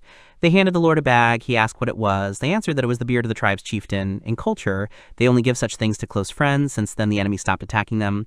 With this plan, they were able to destroy most of Shartal's army. As for the dwarves who arrived at his castle, thanks to their chieftain's last order, there was no need to ask them to come with him. After all, even if they were against it, he planned to force them to stay in his castle. You can't show them your home village in its current state. They said that the tribe chief said that he needed them to build a city near the castle, but until now they always relied on the tribe chief. Maybe they can make a drawing, adjust it based on it. It will not be easy. Eva turned to the owner and apologized for interrupting him, but asked how about using the spirit summoning. After all, he can summon Godfried, the dwarf with glowing eyes, asked if he really could do it. But the problem was that, unlike Toshizu and Shanae, Godfried did not hand over his most precious thing. But in theory, his beard should do. There is a chance, even if it is only a small chance. Astaroth agreed to try to summon him, but he needs some time to prepare, so he asked to be patient. Astaroth came to his room. Jean said that she was very interested. Astaroth actually does not want to summon Godfried. Eva replied that the master will do it. After all, Godfried is indispensable for their plan to build a city. The master just needed a little more time. The boy knew that it was a simple task. He just had to take the materials and infuse them with his magic. As usual, that was all he needed to do to bring back the souls of his fallen friends. Not to mention that Godriff was important to his plan, and in the end, that was what his brothers wanted. He had no doubt, but Godfried's figure made him remember this man. He was curious about how he died. He was completely immersed in his studies and lived his life without worries. He was an ungrateful son, and he regretted it. He regretted that he had died first. Now he understood what it was like to lose someone dear to him. It felt like his insides were turning. He wondered very much if he had made his father feel the same way he now felt towards Godfried. Eva came to Astaroth. He told her that he was ready and offered to start the call. Until now, he only called engineers and soldiers whose skills he needed, but this time he has a clear image. He prayed for it to work and started the call. A huge man appeared. Time passed, people discussed the plan for building the city, and Godfried played a significant role in this matter. Jean said that she was glad that her grandfather had returned. Everyone seemed very happy. Astaroth agreed that this was, of course, good, but it's quite unusual for him to make such a mistake. Godfried didn't have legs. He did everything step by step, but most likely it's because he summoned too early after his death, or because he distributed the magic incorrectly. He needed to give more time to stabilize the materials. Toshizu noticed that the guy was quite depressed right now. Astaroth replied that it was not like that at all, actually. They summoned to use the old man's ability in construction, so the main task is completed. The old man said that it was a pity that he could not be at the forefront, but he was confident in his construction skills. Every job needed the right people. He would do his best. Now he could see what his people were doing. He could be reunited with his friends again. Even though he was some kind of flying ghost, he was happy that he could be useful. So Astaroth doesn't need to blame himself, but now is not the time to relax. They need him to summon demons to work. Even with plans, he is useless. If there are not enough workers, the guy agreed that there is no time to rest and told Eve that they received some huge bones from the merchants. They will need to be cooked, along with the horn of the beast. Jana noticed that for some reason the two of them looked very much like father and son, and so the construction of the city went without problems. But Astaroth still had problems with how to distribute the forces and what pay to give them. He was going to pay more on the night shift, but everything else was very complicated. He decided that he had been locked in the room for too long. He was already starting to get used to the fact that he delegated all the work to people, and there were fewer and fewer problems among the population. Now that he thought about it, he never just walked around the city, and now he decided to do it.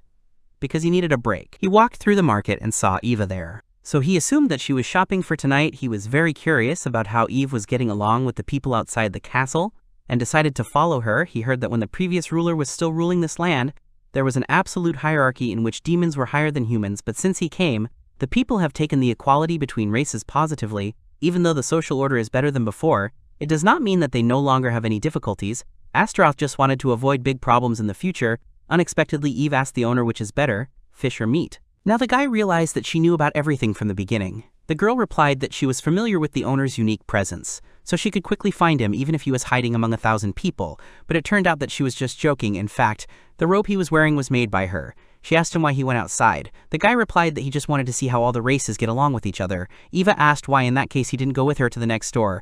Not only humans but also demi-humans and other races often go there. Astaroth agreed and took the basket from her hands, because he shamelessly allows the girl to carry all the things with him. The girl said that he is a real gentleman. Astaroth began to tell that in his homeland, the theme of the lady first is deeply rooted in society. He heard that it is most common in Japan, his home country. It seems that the status of a girl is determined by whether she has a guy to run errands for her or a guy with a car, and other men like that. Besides that, he heard that some guys live like corporate slaves and or walking bags of money. Eva realized that it is hard for guys to live in this world, but thanks to reincarnation, she and her master can now go shopping together. She took Astaroth's hand. He realized that his attention was previously occupied by John, and it seems that he made Eve worry in the last battle, so now he will let her hold on to him. But after a while, he felt a desire to kill, and there was a lot of this desire. There was a feeling that he was surrounded, but by whom exactly it was unclear. It turned out that it was the shopkeeper who was looking at them with disdain. They didn't know who this guy was. They wanted him to get away from Eva. Eva greeted them and asked for a block of bacon. The man immediately began to answer her politely. They thanked her for always coming here and gave her bonuses.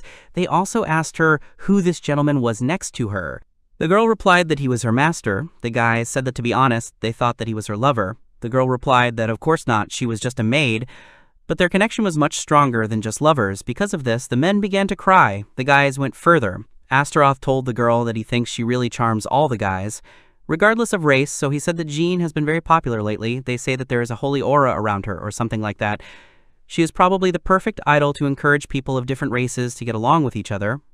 Eva said that it is all thanks to the kindness of the owner and his management talent. And this apple, he can get 3 of them for 1 silver coin. It is half the price compared to other cities, all thanks to the public order. Because of the security, many merchants continue to come to this workers' market. In short, there is healthy competition between them. There is nothing better than a low cost of living. If people are happy, there will be less quarrels between them. And the future that the owner strives for is just around the corner. Astaroth looked at the girl with joy and understood that this was really so. Meanwhile, in the mine, it turned out that Shartal was alive. He crawled out from under the rubble and spoke about Astaroth. As Astaroth gathers more power, the castle becomes more lively, and they come to the training ground. Astaroth tells Eve that the warriors are training very hard. He even feels hot. She responds to this that she thinks it is more because summer is coming. In both his past life and this one, the guy locked himself in so much that he didn't even notice the change of seasons. Suddenly, orcs ran up to them. They told Eva everything, and she translated to the master that things were bad. A delegate from the neighboring kingdom of Disprosia arrived at the castle. Dispresion is a large kingdom in the west, so it was unclear why they sent an envoy to them. Astaroth had a bad feeling about this, and in fact, that's why they should listen to what they have to say. The envoy immediately said that it would be a revelation. They wanted to enlist their support to defeat the demon king Elagos. The lands in the west were occupied by a necromancer whose experiments were turning the local population into undead. He asked Astaroth if they had heard of this. Astaroth assumed that he must be talking about Shartal, one of Elagos' subordinates. The messenger replied that as he assumed, they already knew. He was once their court magician. He killed his colleagues and delved into the forbidden depths of magic to create an army. He is an extremely dangerous criminal. The night before his execution, he disappeared, and they only found him again when he defected to Elagos' side. He works for Elagos, turning into undead all who were victims of the demon lord's cruelty. This kingdom is ruled by fear and terror. This is the kingdom of death. He not only betrayed their king, but also dared to play with life and death. They cannot allow this disgrace to continue. But his demonic army cannot be opposed by human troops. That is why they ask for help from other kingdoms that are at odds with Elagos. Not to mention that he personally defeated Sabnok, and if they have an army of demons under the command of Astaroth on their side, then it will not be difficult to defeat the enemy. Astaroth admitted that he was flattered by his praise, and it was true his army had grown since then, but it still couldn't compare to the others if they were just looking for help. They would have turned to the other kingdoms, but despite that they came to him, which meant they knew that they had already defeated Shartal. The envoy was surprised and asked how he found out about it so quickly. Apparently he would have to keep an eye on not only the demon kings but also other neighbors, and added that it was not about that at all. They had also heard about how warmly he had received the human refugees. Everything would work out as well as possible if Dysprasha put pressure from the west. Then they would be able to break through the defenses and capture the castle. And the western territories will go to them. Astaroth replied that this is very good, and in that case they will take the castle and resources. Toshizu, after a while, told Astaroth that he has no objections regarding the deal, but asked if he is sure that they are not going to be betrayed. Astaroth said it was the perfect chance to deal with Elagos, as their goals aligned, and he trusted Toshizu to act if betrayal occurred. Gottfried warned that Elagos had gained resources by seizing the dwarven village and would likely strengthen his army, so caution was needed. With Astaroth having defeated one of his men, it was likely Elagos would soon attack their poorly defended castle. Jean suggested Toshizu stay to protect Astaroth, but Toshizu argued his skills were better used in battle, and that Jean should stay instead. Jean, jumping on Astaroth, insisted it was her duty as his future wife to guard him. Hearing this, Eva asked John what she had just said. Then Toshizu suggested to just leave the castle to Godriff. He would instantly disappear after the first purification spell if he still went to battle, and began to laugh. Astaroth decided that if they were ambushed, he would ask the dwarves to help. They were going to move out. When Dysprasha began to invade the lands of Elagos, they said that they would set out the day after tomorrow, so for now everyone can have fun. And Astaroth himself went to sort out the papers. When he finished everything, he walked down the corridor, and in the room he saw Zana, who was reading a book. He approached her and said that it was very rare to see her in the library. The girl replied that she was just looking at pictures, since she could not read. Astaroth realized that it seemed that she had already looked at many books, and asked her not to forget to put them back in place, otherwise Eve would scold her, and then asked if she wanted him to teach her to read. After all, it's much more convenient if she can read, and he doesn't want her to get bored. Jane asked Astaroth if he talks to girls like that in bed, and explained that Toshizu told her that if a man lets a woman get bored in the bedroom, then he's just awful. Astaroth asked not to listen to him, because he's a noble Casanova, and suggested starting with the alphabet. Jane suggested another time, because she wants to learn one word. Astaroth asked what the word was. The girl answered that it was the word asked. The guy started showing how to write it. Zana was very happy when she managed to write it. She kissed the piece of paper. She folded the paper and put it in the amulet. Astaroth asked what it was. Jean replied that it was an amulet with a conspirator from her homeland. If she puts the name of the person she loves inside, then no arrow will hit her. She will keep it on her chest to protect her heart. The guy promised that he would pray that she would not get hit by an arrow. Jean replied that he had nothing to worry about, thanks to divine protection. Even on the front lines of Orleans, she was not wounded. Astaroth told her that in that case she did not need an amulet, but John replied that he should not talk nonsense, because God cannot work all the time, even he needs to take a nap sometimes. She knows the next battle will be tough, but they will win, she was sure of it. After all, they are the strongest. But there is something else that makes her worry. God does not protect Astaroth, so the arrow can hit him. Astaroth asked her if she really thinks he needs to make a talisman like hers. The girl replied that he does not have the one his heart has chosen yet, so she will give him her special spell. And she kissed him. She said that at least his head would be protected, because even the Prince of Darkness can be killed if you meet him in the head. Astaroth did not know what to say. Ziana hugged him and said that he was so naive, but she didn't mind at all. 2 days passed. The boys set out on a campaign. Dysprasha deployed cavalry and infantry, about 2,000 people in total. While Elagos had only 700 soldiers on the western borders, the numbers were encouraging. Dysprasha's victory would be easy. Usually about 1,000 soldiers were based in Elagos' castle. But if you take into account Dysprasha's army in the west, theirs in the south, as well as the invasion from the east, then the castle remains practically defenseless. Eva asked if Elagos was at odds with all the surrounding kingdoms. Astaroth replied that usually they were reckless, and after Shartal joined Elagos, they completely stopped holding back. Thus, Elagos captured a lot of land and resources, but also made many enemies in the form of other kingdoms. He lost the last bit of trust he had, and drove himself into a corner. Astaroth had to learn a lesson from this. Eva said that everything was so, and without Shartal it was the perfect time to attack. Suddenly she shouted to him that there was someone ahead. It was a pack of goblins. Xana said enthusiastically that there were no more than 100 of them. She couldn't believe that the enemies thought they were so weak, or that was all they could do against them. She suggested smashing these monsters, but Toshizu stopped her and asked her to leave these monsters to him, because he hadn't done anything for a long time, so he felt like he was losing his form. This is a good opportunity to warm up, but a giant came and said that he was one of the strongest generals in the Elagos army, Gabok, nicknamed the Blood Demon. He called Toshizu a pathetic little man, and said that going against him one-on-one was pure suicide.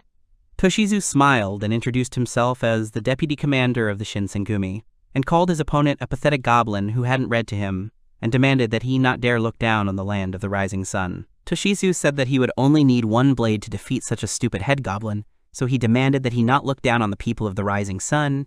He furiously replied that he was not a goblin, and began to attack. Toshizu had to dodge and try to get behind him, and he managed to get on top of him. He said that a big guy like him was too predictable. And in a moment, the enemy general was defeated. The goblins were very scared and started to run away. Toshizu asked the guys to wait a minute. Because they had just started, Astaroth could no longer really tell who the real bad guy was, but told everyone to follow Toshizu. That way they would break through. After a while, they killed all the monsters. All of them were just insignificant cannon fodder. Jeanne asked Toshizu if it was because they saw the expression on his face. He replied that it was that too, or because they were also attacked from the west, so they didn't have enough soldiers to protect the south.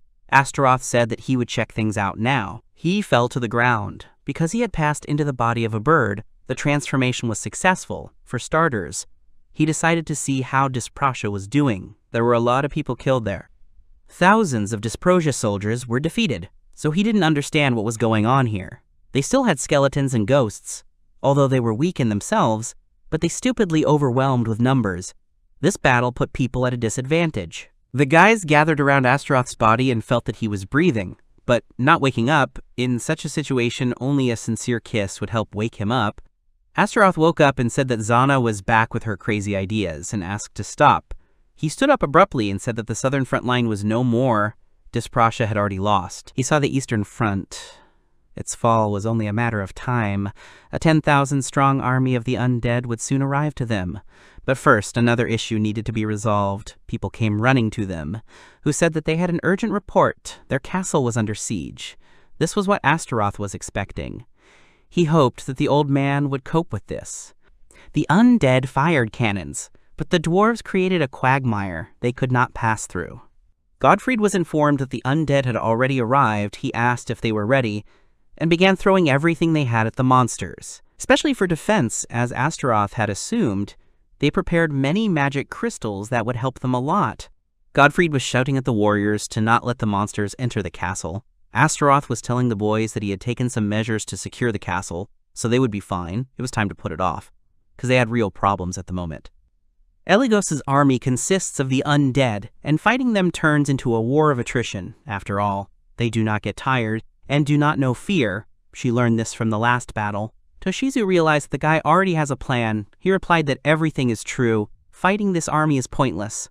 But in the Battle of the Demon Kings, they have a chance to turn the game around at once. And the key to the success of the operation is Ava. She just needs to do as they originally planned. The girl asked to rely on her. After all, that's why she's here. Toshizu noticed that they had chosen a problematic place to fight. Astaroth replied that it was definitely the same for the enemy. Toshizu asked what he was talking about. Isn't it difficult to use his magic here? Astaroth replied that the place ahead is a gorge that is not saturated. If the monsters take positions inside the gorge, only the first rows of soldiers will be able to fight. They won't defeat 100 enemies at once, but if they fight them one-on-one, they will still have a chance.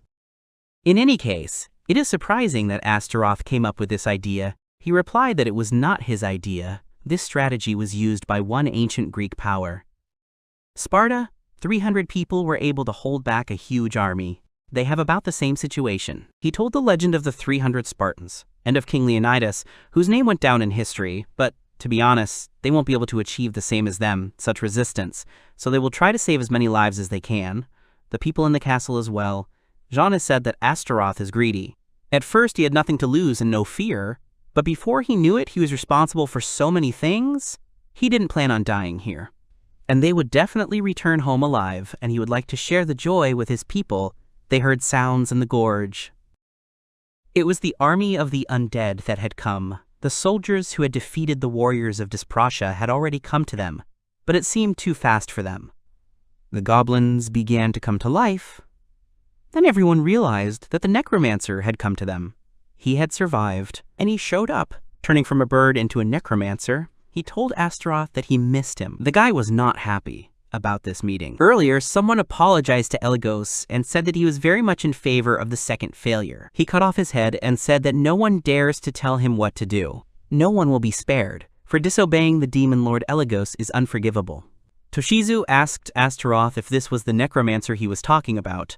Pare replied that he was supposed to die in the dwarf village, but for some reason he was still alive. He could have gathered the undead around him and blocked the explosion that way, and then used necromancy to fake his death. If that's the case, then everything fits. Toshizu suggested that he hated him so much that he decided to attack them instead of the castle, so Astaroth should give in, but the Lord replied that he would not do that since it seemed like he had no choice. They had to destroy this horde of undead first. Jeannie stepped forward and said that she was the Maid of Orleans, but over the past few months she had ceased to be a maid and had now become the wife of Astaroth. She ran to attack and began to chop down the goblins. She dealt with them easily and shouted for them to taste the sacred sword of liberation. Toshizu admitted that this was all very well and he wanted to fight her. When this was all over, the necromancer began to say that while he was sleeping in that cave, he always dreamed of the same thing: to see Astaroth's tortured body fall at his feet, be eaten by insects, and become his doll. And now his dream would come true. Astaroth mockingly asked where he was aiming. Was he still sleep-deprived since he was shooting past? The necromancer released magic. Astaroth realized that this was death magic. Everything it touched would immediately die, as he assumed this is a pretty strong necromancer. Shartal replied to this that after all he is one of Eligos' servants, but if he kills a summoner, the army will become useless. Without a necromancer, these undead will turn into corpses wandering around without purpose, but this is not entirely true. He created them to carry out orders, so there is no need to worry. Even if he dies, they will forever haunt Astaroth as long as Eligos is alive. The guy said that now it is clear to him the demon lord Eligos can calmly control and, sitting on the throne, stay in the castle and send another to fight in his place. This is the act of a true king. The necromancer didn't understand what kind of disappointment he had. Avtaroth told him that Sabnok was his first opponent. After being reborn in this world, he was a hot-tempered, beast-like jock. For him as a newcomer in this world, he was an easy opponent. But he was a great man. Even when fighting a losing battle, he kept his honor as the Demon King until the very end. Unlike Eligos, who was watching from a safe place, and he knew that he was watching through a bird. Astaroth rushed to attack. The necromancer asked if he really thought that Mr. Eligos would fall for such a cheap provocation. The guy replied that he certainly did. Fighting with such a vile image, he had never before felt someone else's provocation on his own skin. But before that, Shartal would meet his end here. He began to fight back against Zana, and demanded that she not interfere in this matter. Just wait until he turned them into corpses and made them his pawns. Astaroth stepped forward and said that this statement was insulting his wonderful subordinate. In that case, he was useless. To him, he was just trash. He asked for the symbol of darkness drawn in the depths of the soul, bringing destruction, to turn into the genesis of the supreme flame. The necromancer began to scream for him to stop. He could not believe that the newborn Demon King had created such a strong dark magic. Astaroth used Fire Flash. The necromancer burned, but before his death he said that even if his flesh turned to ashes, he would definitely come up with something. But he didn't have time to finish and burned. Zana jumped on the guy and said that it was just amazing he defeated Shartal, but the undead still did not disappear. It seems that Eligos can really control them. Astaroth offered to clean up the remains, but a demon galloped towards them. Astaroth said contentedly that Eligos was a little late. The Dark Prince arrived on the battlefield. Toshizu immediately realized that Sabnok was nowhere near him. Astaroth thanked him for coming all the way here. He never thought that the prince would fall for such a provocation. Eligos replied that anyone who dared to stand in his way would die, that's all. The conjurer of the dead eventually became a dead man. He was already sick of watching him go crazy. Indulging his greed, he did not need pawns who could not control themselves. He thanked Astaroth for dealing with this non-entity and thus saving him from having to dirty his own hands.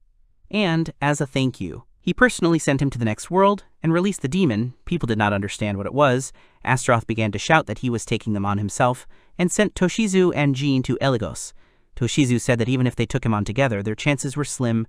Astaroth understood this, but they only needed to occupy him, at least for a short time. Toshizu suggested that it seemed to be somehow connected with the maid, who was acting separately from them. Astaroth was confident that Eva could handle it. The other said that he could leave the task to them. Toshizu ran up to Eligos and said that he would not forgive anyone who dared to mock his lord. He would take his head. They started the battle. He was too fast for Zana. She couldn't find a place to defend herself. But Toshizu could still follow his movements, and at the right moment he plunged his katana into him. The girl was happy, but then Toshizu noticed something. He immediately pulled out his katana and jumped back, but before he could, Eligos wounded him with his sword, and his wound healed. Toshizu did not understand what kind of incredible regeneration this was, and it was unfair, because he was not warned about this. The demon asked if this was all they were capable of. Toshizu realized that no matter how much they attacked this demon, he continued to heal his wounds, but no one can be completely immortal, so there must be another source of energy somewhere from which he draws power, and if it is not destroyed, then not only them, but Astaroth will also use up his strength.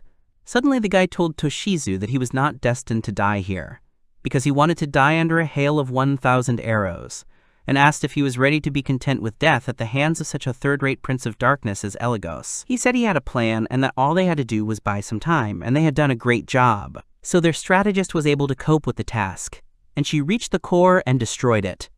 But Elagos said that this couldn't be. His castle was practically impregnable. They couldn't break through if they didn't have giants.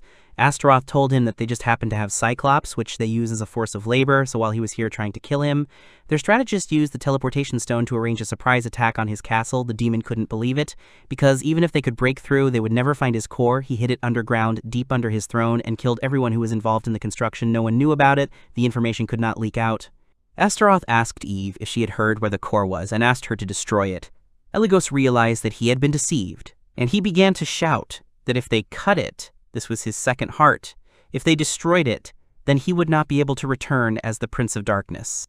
Megumi congratulated Astaroth, because victory was his again. Eve hit the core. Elagos realized that Astaroth didn't know where the core was from the beginning. The guy replied that of course he didn't know.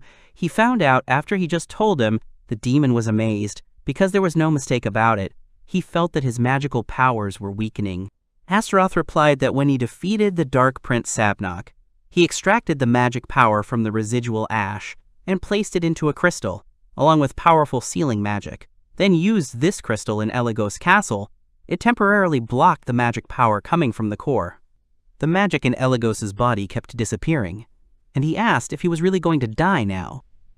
Astaroth told him that even though he, as the Prince of Darkness, was weaker and his army was smaller, he was able to win the battle against him. It was all because of his comrades. He was not alone, and that was his strength. Now that Elagos has lost his dead soldiers, he only has two choices: die here and now or become Astaroth's subordinate.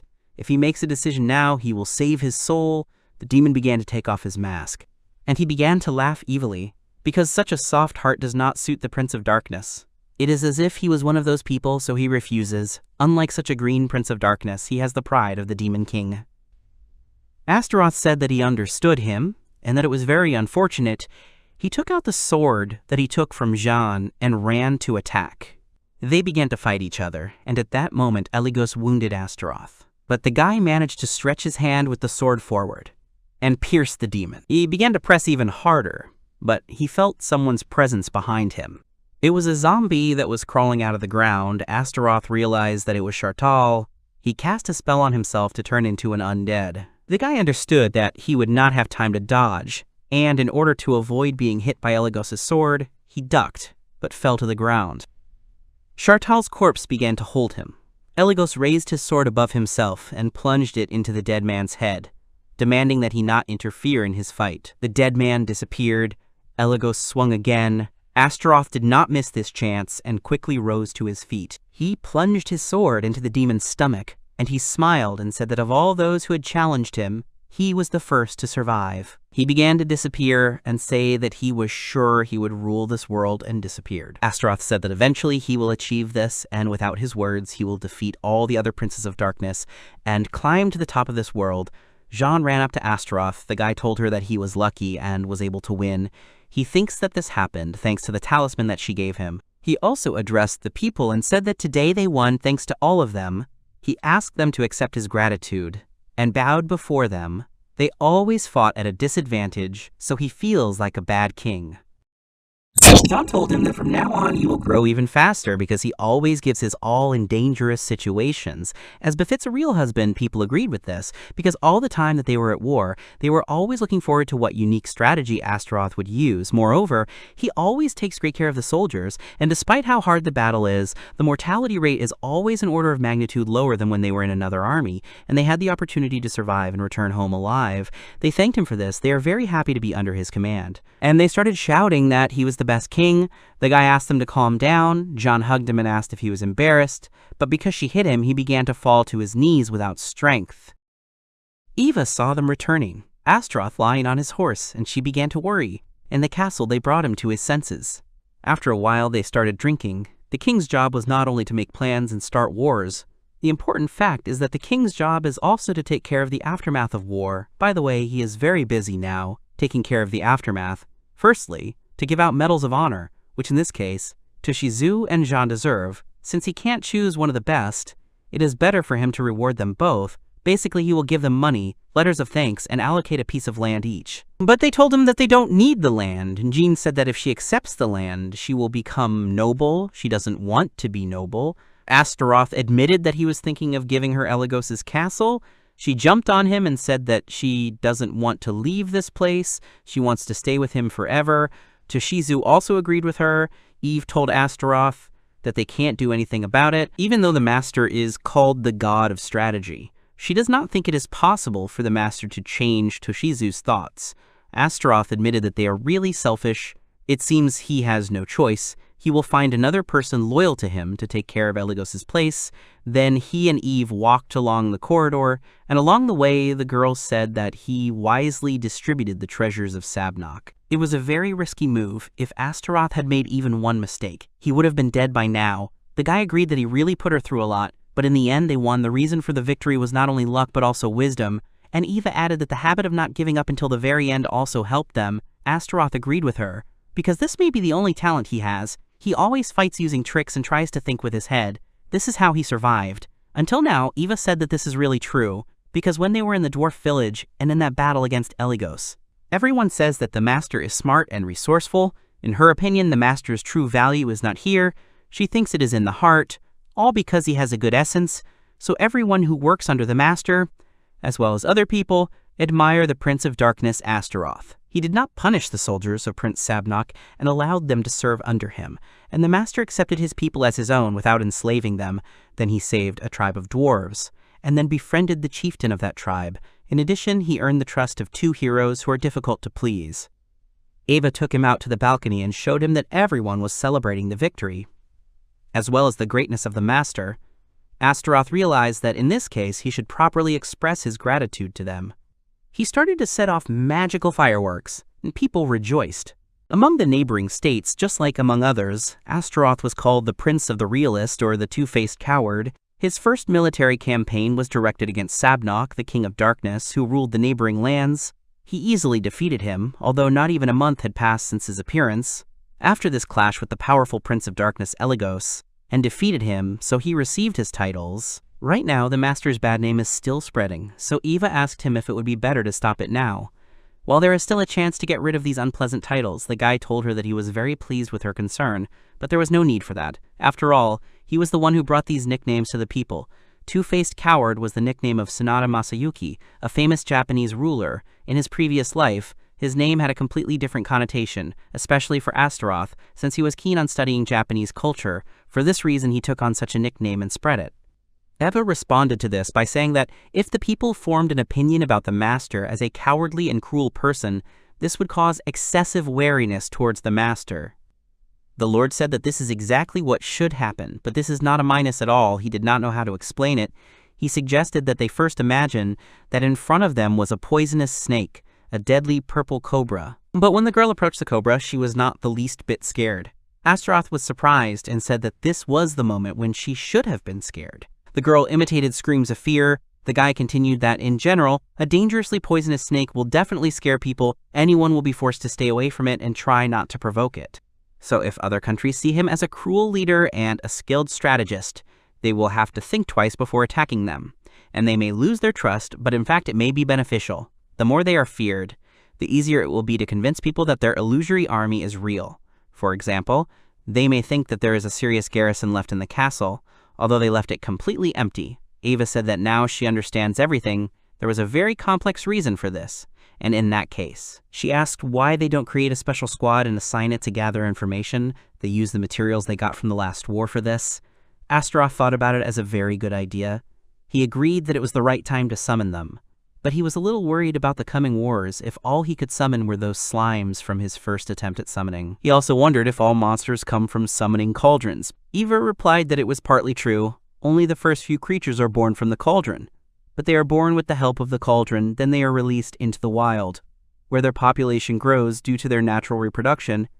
This can continue for many years, and she is sure that most of the monsters in the circles are descendants of those who were summoned. He said that now he understood it, and indeed, if all the monsters were summoned, then there would not be enough material for this in the area. He asked if there were any differences between born and summoned monsters. Eva answered that in essence they are no different except that summoned monsters are connected to their core.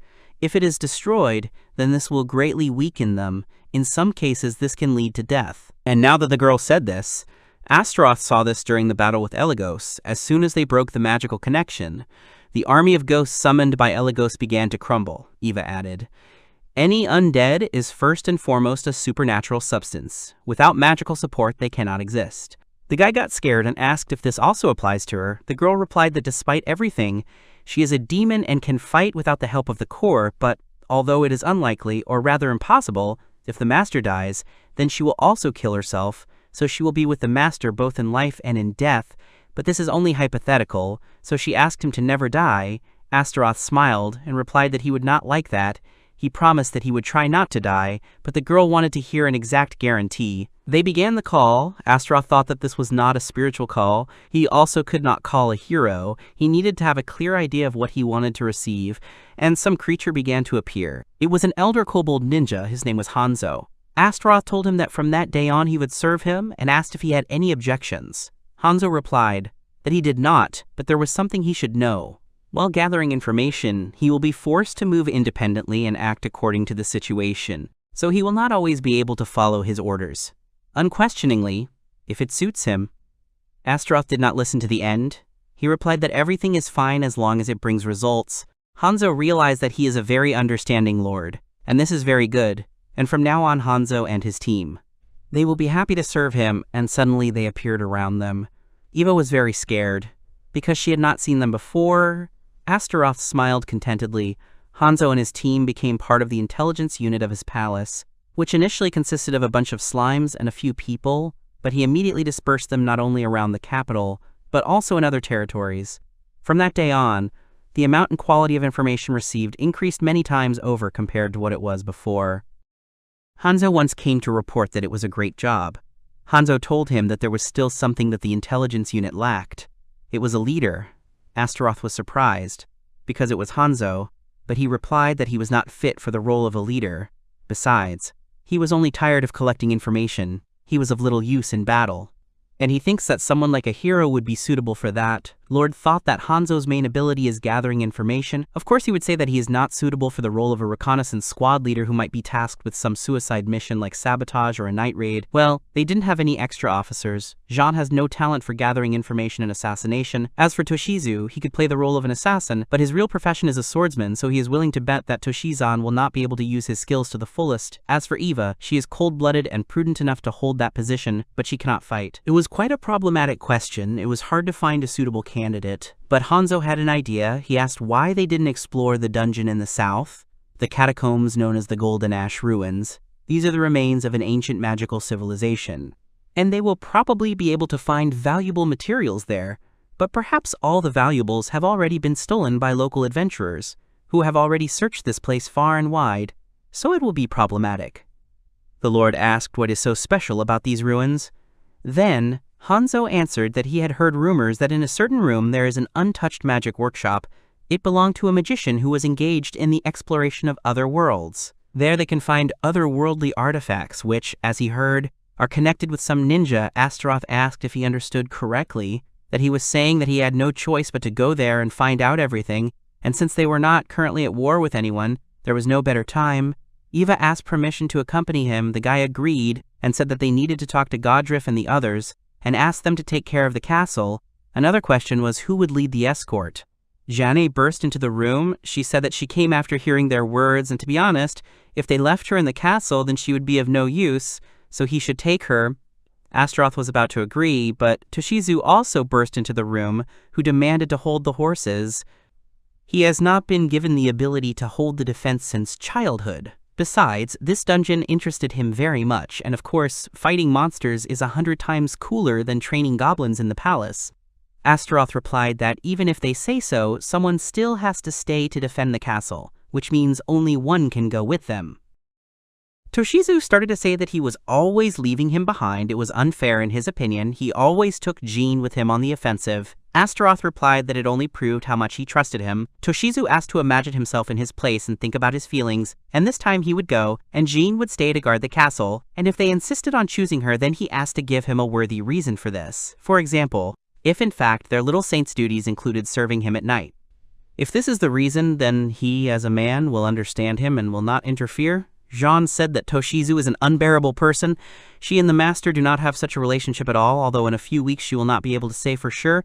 Eva entered the conversation, who demanded to repeat these words, but Jean replied that the maids were not given the floor. It does not concern her in any way. Eva replied that it does concern her, because she is bound to be together with the Prince of Darkness in life and death. Jean took out her sword and said that this was the perfect moment for her and Toshizo to decide everything here and now. Who of them was the strongest officer in Prince Astaroth's army? The strongest would become the master's bodyguard, and this would be the most reasonable choice. The man never expected to hear such words in relation to the stupid little brat, but he agreed.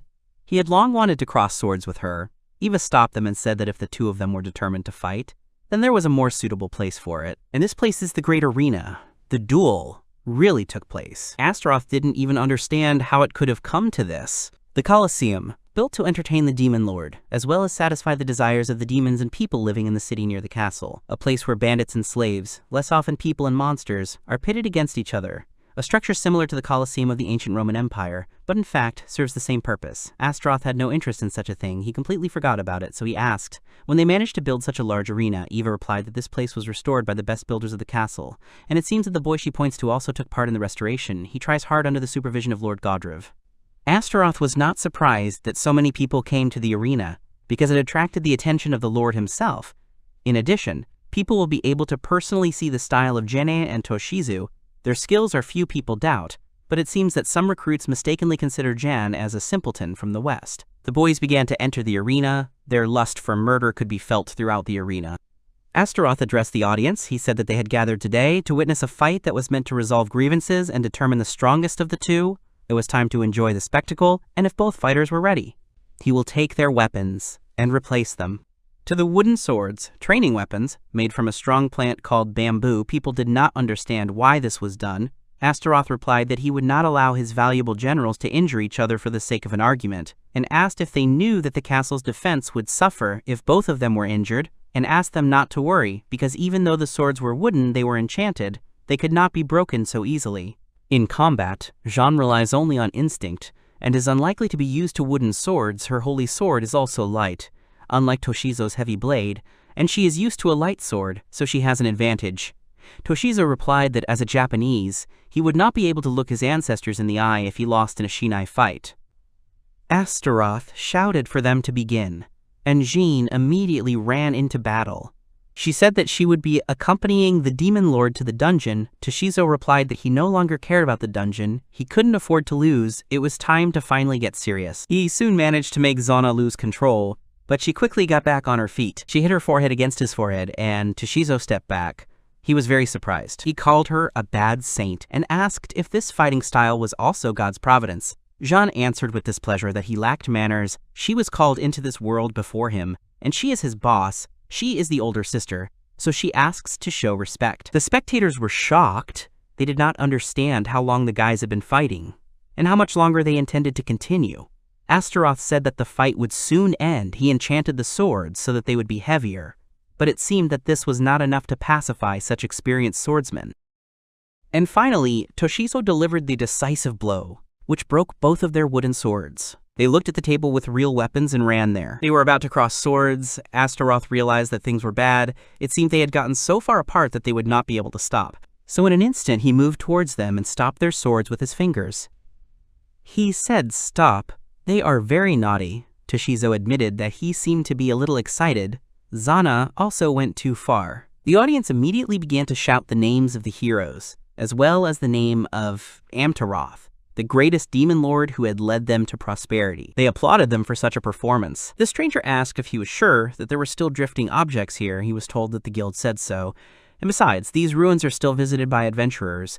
They reached the ruins of Golden Ash and ran there. The fight ended, and the boys went to the Lord's chambers, where Astaroth said that Toshizo would remain in the castle to guard him. They returned to the moment after the duel. He asked to be reminded why they had the duel in the first place. They answered him to determine who would accompany Lord Astaroth into the dungeon. The Lord responded to this by saying that they both had voluntarily violated his ban on weapons. As a result, the duel ended in a draw. Jean said that she had already apologized. Astaroth asked if they would mind if he determined the winner, and Jean would go with him. With the last blow, she managed to wound Toshizo. While he only scratched her armor, this is what his decision was based on, the guys did not answer anything, and the guy found this suspicious. Toshizo replied that he simply agreed and had no objections. Jean said with displeasure that Toshizo did not take her seriously. The attack would have worked if he had pointed his sword at her, but he had deliberately aimed at her thigh, and it was not a matter of tactics. He did it out of pity. Toshizo called her stubborn. And even if it was only slightly, she had wounded him. The girl had bitten his hand. She had said that there was no place for gender inequality on the field. Astaroth had realized that Toshizo had really been trying not to hit Jean in the face, and had been aiming below the neck. After all, the face is extremely important for a lady, and this is in his style. They have already collected the cart and things. Astaroth noticed that Jean was much more cheerful that day than the previous one. The girl replied that a good night's sleep had calmed all her worries. Everything was fine as long as she could accompany Astaroth. And the second asked if everyone was ready, and asked Hanzo to lead them. Eva told Jean that it was a great honor to be able to accompany him, the demon lord. Eva, meanwhile, asked Jean to remember that there would always be people who wanted to harm their master. Just like in the dwarven village, they should disguise themselves as a family of merchants and their servants. And she demanded not to dare call the master the demon lord. Outside the castle, to be careful, Jean began to shout that the maids were too strict. She would definitely be able to protect him. He just needed to rely on her. After a while, they stopped in the forest. Astaroth said that he might have thought that the saint was seasick. Last time she didn't get seasick. It's just that then she was too excited for him and was on edge after the battle. And yet this cart is designed to carry goods, not people.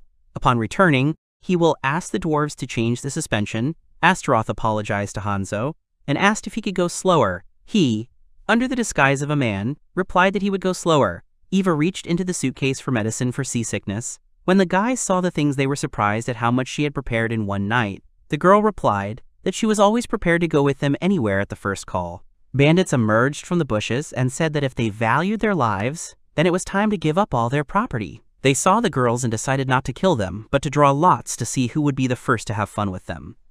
Astaroth was very glad that they were so predictable. He asked whose lands these were. Eva replied that they were located between the possessions of the demon lord Zagan and Degarabia. Now the guy understood why there were bandits here. It was not clear whose possessions this territory belonged to, so no one was watching it, and if everything was so bad, he sincerely felt sorry for these bandits. He told them that, in fleeing their native lands, they seemed to have forgotten their humanity there. He released a plant that lifted the bandits off the ground, and they left. The girl said it was very impressive, and the bandits were still shouting that they would kill him. Astaroth didn't like it, so he clenched his fist. The plant began to squeeze even harder. He said that he would easily break them, but first they would listen to what the girls thought of them. Eva said that they wanted to encroach on their honor, therefore killing them would be completely fair. Astaroth understood that it meant they needed to strangle them, and it was too easy. It would be better to feed them to a boar. The bandits shouted that they had done nothing to them, therefore they should be let go. Zana hugged Eva and said that there was no need for senseless killings. One cannot be so heartless. They just had a hard fate, so they painted their souls black. They can give them a chance and cope. Astaroth said that since the saint wanted it that way, there was nothing he could do. He would just put a small curse on the bandits and immediately let them go. But suddenly, at that moment, a strong wind blew. The guys did not understand what it was. It turned out that a dragon had appeared. It was a wyvern. Astaroth let the boys go and told Eve to look after them, and he would deal with Xana and the wyvern. They started to attack her, but it turned out that the dragon was too agile for its size. Jean shouted at him to come down, because she wouldn't be able to fight him if he was flying. Astaroth shouted to Hanzo that it was time to go out. Hanzo appeared above the dragon and pierced its eye. Then he shouted to the master that it was his turn. Xana hit the dragon, and now it was Astaroth's turn. He used the Frost of the Void and pierced the dragon with an ice spear. The dragon was defeated. Eva ran and asked if they were okay and asked the owner if he was safe. Astaroth turned to the bandits, who were in shock. They fell to their knees and asked for forgiveness. Astaroth thought that they had learned their lesson after these events and asked if they promised that they would not commit evil again. He saw the sword and approached it. One of the thieves was killed. He gave them the sword and said that he was very sorry that he let their friend die. The Pirani replied that there was no need to apologize. First of all, it was their fault. They were surprised at how merciful he was. Jana was about to say his name, but the guys shut their mouths, because they promised to keep silent about who they really were. Astaroth decided that it was time to go, but Jean stopped them and said that they could eat this dragon. It looked delicious, and they say that wyvern meat is delicious. Astaroth asked her if she had forgotten that the wyvern killed and ate a man. Thinking about it, all desire to eat it disappears, especially since he is a demon lord, not a demon. Jean agreed that they were right. Xana was very surprised that they wouldn't even eat the monster. Astaroth cut out the liver and said that it was used as medicine or material for summoning. They better save it. Now the girls understood why he didn't aim the spear at her liver. They reached the ruins. Hanzo said that according to the information gathered, the drifting objects are on the 5th floor of the dungeon, and there is a lake there that emits a bright blue glow in the depths, but they need to clear the 1st floor so that they can see this lake. It is very cramped, so a battle with monsters cannot be avoided. Astaroth felt something when he entered. Eva noticed it and asked what happened. The guy replied that everything was fine and they moved on. Hanzo sensed in the distance that there was someone ahead. 5, possibly adventurers looking for drifting objects. They hid behind the debris and saw people talking to each other. One of them asked the captain if he understood correctly that they needed drifting objects in the ruins. He asked in response what the problem was again, why he was asking this. The guy answered that he understood. He heard that many groups came to these ruins in search of drifting objects, and no one returned alive. They asked him if he was such a coward, if he was scared. He could go home and continue to sit on his mother's neck. Because a coward like him would be good at carrying things, they told him to hurry up. Xana said that no matter what the world is like, there will always be stupid people in it. She wanted to go and deal with them, but Astaroth stopped her and said that they did not need any extra action. Suddenly they heard some noise. A huge frog appeared. The adventurers did not expect to see it, and immediately began to attack. But it didn't help at all. Eva said that as far as she could remember, the Redskins should be weak against fire. But the adventurers were bad at managing fire magic. Yuri was told to get an axe and grease it with oil, then set it on fire. The guy ran to his bag and took out an axe from there. He told the witch to set it on fire, and he ran towards the frog. Then he threw an axe into her eye and the monster fell. They were able to defeat the frog. Astaroth turned his attention to the guy who was able to kill the frog, even though he was humiliated. But they started praising him, because he tried hard, but the attitude towards him did not change. He still wore things. Eva said that these guys were too self-confident. However, it is worth admitting that the child really did a great job. Indeed, this boy was providing proper support, and it seemed like it would be a good idea to recruit him. Astaroth asked if his abilities weren't suitable for a subordinate. After all, he had great potential. His movements were excellent, and indeed, he was better than he thought. Everyone thought so. They approached him from behind, and Astaroth said that he saw how hard he was trying. The guy got scared and asked if they were also looking for debris. Only from a different team. The Lord replied that everything was exactly like that. Besides, he showed himself well in the last battle. He has a lot of things, and he was probably tired. So he asked if he wanted to rest a little with them.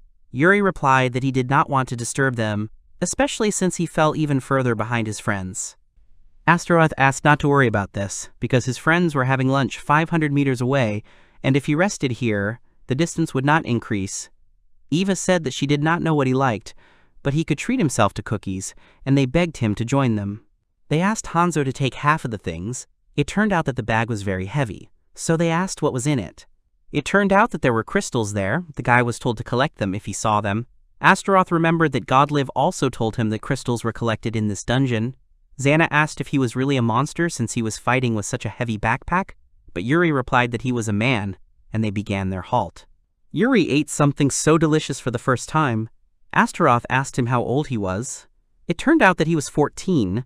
The Lord was surprised that at that age he was already an adventurer. The boy answered that his parents died early and his aunt took him in. Besides, they are not rich. In order to earn money faster, he had to become an adventurer. Becoming an excellent adventurer. He wants to start living independently. He wants to become a strong man in order to protect his family. His father was a peasant, but in order to feed his family, he had to take up a sword. He was quite strong and even managed to make a name for himself. It was very cool. That's why he wants to become like his father. Astaroth asked if the sword he uses belonged to his father, and the guy replied that he inherited it. An ordinary, worn-out sword, but for him it was the most convenient and valuable weapon. Zana remembered that he hadn't used it at all in the battle. The boy explained that the guys had simply loaded him with things. Astaroth told him that he would definitely achieve his goal. If he wants to become a decent warrior, then he should visit the Demon King. Yuri was very surprised. Astaroth said that this is a completely obvious reaction. There are many people who hate the Demon King. But in the city near the castle where Astaroth rules, various races live, including humans. There is not a single slave there. Yuri couldn't believe that such a merciful king existed. But Astaroth said that it was true.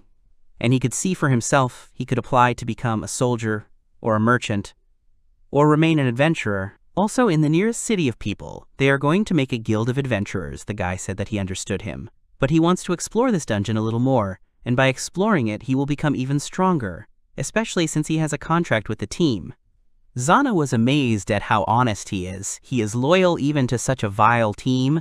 Yuri said that if you look, you can find good sides. For example, they pay salaries in good faith. The guys were surprised and asked what is read from the salary. Yuri replied that if he didn't bring the fish, or missed even one crystal, he would receive an incomplete amount, but there would be no delays in payments. Eva whispered to Astaroth that what he was describing was called the Black Company, and asked if they should take him back right now, but suddenly they heard some sound. It was somewhere below. Soon Astaroth realized that apparently Yuri's friend had found a shortcut. It seems they reached the 5th level. The guy got very scared, gathered his things, and started running away, because he had to help them faster. He apologized and said he needed to join the others, but they stopped him. Astaroth asked him if he was obliged to help them, since they were not fulfilling the terms of the contract as required, and it would be better for him to give up this business. Until this moment, the guy thought that Ashito, Astaroth undercover, was a very good person, but he does not understand why he suddenly told him about it, and replied that no matter what kind of people they are his friends, so he goes to help them.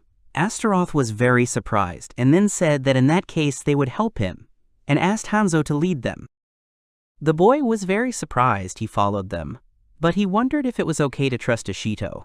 The evil mythical beast was right in front of them. Yuri managed to run in time. The adventurers did not expect to see him. Because they lost him, Astaroth said that they would also help, but he suggested that the boy try to defeat the monster with his own strength, and he agreed and ran to attack. The monster saw this and attacked back. The adventurers already thought that they were finished, but Yuri stood in front of them. He cut the monster's tail. Then there was an explosion. This monster attacked the boys, but Astaroth put up a shield, thanks to which they were not affected. The Lord told everyone to watch and remember what they just saw, because this will be the boys' true strength, which they did not allow to be revealed. The monster was already having a hard time fighting, but Yuri did not stop attacking. He grabbed the tail and plunged his sword into it. All the adventurers were shocked and did not understand how Yuri was able to kill the monster alone. But at that moment, the stone on the ceiling finally loosened and began to fall on Jason. Yuri ran to help and jumped aside with it. Astaroth shouted at Yuri to be careful, as a huge toad appeared near them. She looked at the boys, and immediately she grabbed one of the guys with her tongue. But Jason managed to cut off part of the tongue in time and save him. He said that Yuri had just taken the glory for himself. Now it was time to show the stubbornness of the elders, and they would entrust the rest to Amino and his team. Jason's team had to leave. They would take care of the healing and cover. Jason shouted to Yuri that it was time to attack. Astaroth used a water barrier. When the frogs started to attack, the boys noticed it. Yuri was amazed that the monster's tongue couldn't break through the barrier. Ashito shouted to them that the water curtain would protect them, but it would be tragic if the toad decided to crush them, so they had to watch out for jumping attacks. The guys' attacks were ineffective against the monsters. At this rate, they would run out of steam first. Ashito realized that the main attribute of this monster was water, and then he would transfer magic to Yuri and told him to continue fighting. The girl, running away, heard and saw this. She was amazed that Ashito was counterattacking and protecting them. In addition, with a magic attribute, he quickly uses magic and constantly maintains its power. She became very interested in who this magician is. Yuri called his strike Ashito's strike and cut the monster down. The boy thought he had won and told Ashito about it. but he shouted back at him to move aside the corpse, and a huge stream of blood flew straight at Yuri. With his last breath, he spat out poisonous saliva. Astaroth managed to fly up to the guys and lift them up. He told Yuri with a smile that he had chosen the worst opponent for the battle. The mage girl ran up to Ashido and began begging him to teach her magic, and Jason told Yuri that he saved them. They are also grateful to Ashido, because if he had hesitated, everyone would probably have been killed. Ashito began to say that Jace said that on this level there are treasures called a drifting object. He asked in response if they had also come for it, and if so, then they would give it to them, because it was he who defeated the boss of the floor. Ashito opened the box with the artifact. There was a shuriken. Hanzo appeared. He said that once in Japan, assassins called ninja used this weapon, and it is probably the weapon of a famous shinobi. Maybe it is the thing of a ninja master. He has been looking for him for a long time. The name Hanzo most likely comes from Hattori Hanzo. There is not a single goblin ninja who does not respect him. One day, a ninja named Hattori Hanzo was summoned, who taught his ancestors ninjutsu. As a result, the goblin ninjutsu style appeared. Ashido was very surprised. He heard the story of the origin of this non-ninjutsu for the first time, and wanted to quickly find out what kind of person he is. The boys continued to say that they survived only thanks to his help, but Ashido said that, on the contrary, they should thank Yuri. The guys said goodbye and went their separate ways. Xana said with relief that everything was finally over, and all's well that ends well. Megumi watched this and said that Ashido, Astaroth, was just incredible. She couldn't believe that he grew up so fast. She made him a demon king because he showed great promise. But honestly, he exceeded all her expectations. He might even become a great demon king. Besides, Ashito himself must witness the moment of reunion. She was very interested to know what he would do with that boy when he found out the whole truth. The royal jug, an almighty artifact capable of summoning demons or heroes, the cornerstone of the reforms of another world. It had already been used several times, and it was quite an unusual jug. This vessel was like a demonic core, installed in every demon castle, Astaroth thought. And he said that after all, this is an unusual thing, not to mention the people from it. Moreover, the fact that something is crawling out of it is much more reminiscent of a meeting with Eve. The girl remembered that she appeared naked, appeared before her master. She blushed and said that it was a terrible accident. Ava asked how he even remembered the day they met. It was a little stressful for her, and began to tell that she realized something when she infiltrated the castle of the Demon King Eligos. Every Demon King cleverly hides his demon core and builds an iron wall to protect it, and she believes it is not so easy to break. They should also think about protecting their core. Astaroth replied that there is no need for that. Long ago, in the Japanese province of Kai, there lived a general named Shingen Takeda. He was a daimyo during the period of warring provinces, completely surrounded by enemies. He did not worry about protecting his own lands until the very end of his life. Strengthening the castle makes no sense if there is no one to protect it. People are the castle. People are the hedge, the moat. Compassion is an ally. Revenge is an enemy. There is no point in a castle without people you can trust. On the contrary, if there is a reliable vassal, useless people and buildings will become a castle. That is why one should be compassionate and not resent people. Instead of strengthening the castle, it is better to surround the master with loyal subordinates and then put them to protect the core, and this time they will call the hero. Astaroth himself will personally demonstrate this. The shuriken that flew out of the box that Astaroth opened fell into the bowl and smoke formed. The spirit appeared behind Astaroth and put a kunai to his throat. He told Eve not to make any sudden movements, not to move, or her master would lose his head. Astaroth said that this was not the first time he was threatened with having his head cut off. He was the master who summoned him, and he felt it. He is the same type as Tashiso. He must serve his master or use his cunning. If so, he asked why not test Astaroth's abilities. The spirit replied that he knows a little about him. The first one to summon him to this world was a goddess named Boff, who filled him with knowledge. As far as he knows, he is called the Demon King, and he wants to know if this story is true. Astaroth asked how he would test it. The spirit replied that he needed to pass a test based on the information he received from the goddess. He wanted to see how he would handle it. Astaroth agreed and said that he was challenging him. The spirit asked if he could get rid of the kunai. Astaroth replied that he could not. The spirit said that this was also a test of whether he was being truthful.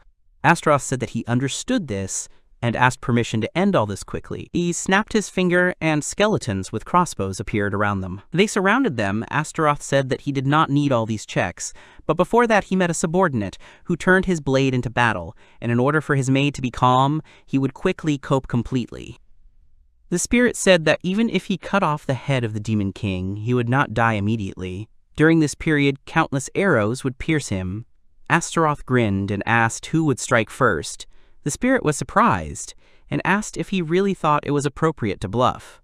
Astaroth replied that he was bluffing. Even though he was the demon king, he was not a monster. If his head was cut off, he would die. The spirit laughed and said that now it was clear he was brave and courageous. He would make a temporary contract until he was sure that he was a worthy master. Astaroth said that in that case they would also establish a probationary period for him to have subordination, even if for a short time powerful forces are useful, and asked if he could imagine. The spirit turned into a wind demon and said that his name was Kotaro. The Lord also introduced himself and said that it was a real luck to meet the famous wind demon and thanked him for his support. Eva looked at this and did not understand why the Lord liked ninjas so much. The Wind Demon is a general term for a legendary ninja that emerged after his rise during the Warring States period. It is said that he supported the Hojo people for nearly 100 years as the head of a shinobi clan that played an important role in conquering the Kanto region that belonged to Lord Gojo. There is a legend in the annals. He has rough muscles, bulging eyes, fangs, a long nose, and his head was the same as the god of happiness. And although this creature is strange in itself, the blood of the Wind Demon was mixed with the blood of the Nanbon people. There is a legend that he was a descendant of the demon. They went to the Lord's chambers, and the Wind Demon changed his appearance. Astaroth asked if this was his original appearance. Kotaro replied that he didn't even know. First-class ninjas can disappear from the battlefield in the blink of an eye. If he wants to see her without clothes, he assures her that she has all the feminine features. Eva asked with displeasure. Maybe she will already tell about the test that she mentioned before. Kotaro answered that she needs to kill the boy. That is the test. In her opinion, it is a very simple task. Astaroth said that even as the Demon King, he is not going to take on senseless killings. Kotaro replied that it is not a senseless killing. Kotaro said that the boy was very brave, and that an attack aimed specifically at the master could be fatal. Astaroth said that he seemed to have heard similar words from the goddess who summoned him. If she was close to the deities, this should not surprise her. However, he did not understand the goddess's intentions for telling him this. The girl replied that she wanted to see their abilities, how the Demon King would act, and didn't they want to show their talent as a realist? Astaroth thought that the goddess was using people as toys, and said that they needed to find out the location of the hero in order to conduct tests. The girl replied that in the south of this castle there is a village where you can rest. They also constantly practice the art of swordsmanship there. Hero or not, he is still young, he will only turn 14. And the guy was born in the mountain village of Lisi. He lost his father early, now he travels and seeks new adventures. His name is Yuri, the same boy they met a few days ago. Kotaro also said that when Astaroth's heart makes a decision, he can call her. She will come at any time, and will fulfill any of his orders. Eva and Astaroth went for a walk. The Lord saw the kitten, took him in his arms, and said that he often comes here because he is fed. He is also a wonderful resident of Astaroth Castle. His duty is to protect the residents. From the moment he became the king of the castle, and was born in this world, he protects the residents of this castle. The guy wondered what would happen if the boy mercilessly defeated him. He stroked the kitten and told Eva what he said on the very first day they met. That when they met, he would fight the hero himself, even if it was a child. Eva was amazed. The 72 Demon Kings rule over all the heroes in this world. Only a brave man who uses a special attack poses a threat to them. Once such a hero is found, he must be eliminated and his powers taken away. This is the natural defensive instinct of the Demon Kings. Astaroth agreed to take part in this test, but Kotako did not warn him that she would deliver him so roughly and quickly. The new maid brought the boy in like a bale of hay. If you look closely, you can see that she was in a hurry. She replied that there was no point in delaying. Despite the fact that this was a preliminary contact, his humble servant had taken care of all the preparations. She asked him if he really wanted to run away again, or if she should say so, but he shouldn't do that if he wants to get the Wind Demon. Astaroth demanded not to use misleading statements. He sat down in front of the boy and said that they hadn't seen each other for a long time. Yuri recognized him and said that he lives in a very beautiful mansion, and his head is still spinning. Astaroth told him that if he feels bad, he can rest a little. But the boy replied that he just needed to get some fresh air and everything would be fine. Astaroth said that they would walk around the area together, but if anyone needed anything, they could call them. And Kotaro asked not to make any unnecessary movements. They started walking. The Lord asked for forgiveness for the maid. Because she had terrible manners, Yuri began to tell how she suddenly appeared in the village, said that it was the Lord's order, and took him. And when he woke up and saw him, he was very surprised. Astaroth asked him what he did after they parted in the ruins. The boy replied that he looked into the city once to ask for advice about the next sortie, began to train hard on the advice of the old man from the guild. He parted with his former team and secluded himself in the village. He looks kind and quite strong, but he definitely became stronger since their last meeting. Then he asked Ishido what he did during this time. He replied that he spent monotonous days. Yuri admitted that he felt much better. Astaroth asked him if he wanted to see the town since he was there. They walked around the city. Everyone was happy to see them. Yuri was very pleased. It was the first time he walked around such a big city. Astaroth asked him if he remembered correctly that he had already been to the guild, so had he never visited big cities? The boy replied that at that time, all he did was carry bags and make purchases. He couldn't just walk around freely. He saw that besides people, other races also lived here. It was very calm. In the city, everyone lived as they pleased. And as Astaroth said earlier, this is an ideal city. Being a human he doesn't even like, that the Demon King says this, Astaroth was surprised and asked when he realized this. Yuri replied that he wasn't sure, but if he thought about it, he somehow knew it from the very beginning. I felt it instinctively. The old man who trained him warned him that he was a hero, and he had to save this world. In a normal situation, he would have decided that he was just weird and would not have trained with him. But for some reason, he agreed with him. Since childhood, he had possessed outstanding physical strength that did not exactly match his weak character, and many other signs, but he always pretended not to notice anything. He never wanted to become a hero, only an adventurer like his father. And in general, if a scary man kidnaps them and shows them a huge castle, it's not hard to guess that he is the Demon King. Astaroth got up from the bench and asked if he understood why he brought him here. He told Yuri that he was a brave man who could defeat him, so he should kill him first. The boy replied that he would not be offended at all, because he was his natural enemy. The Lord asked if he really did not hold a grudge against him. He replied that he was a hero, so someday this feeling might awaken in him, save the world, and in order to fulfill this destiny, he would have to destroy the peace of this city. Astaroth said that it would be better if he were not such a good person. Yuri replied that in his next life he would like to be born as a simple man, and would like to befriend a kind man like Mr. Ishito. After a while, he was brought to execution. Kotaro watched from the side.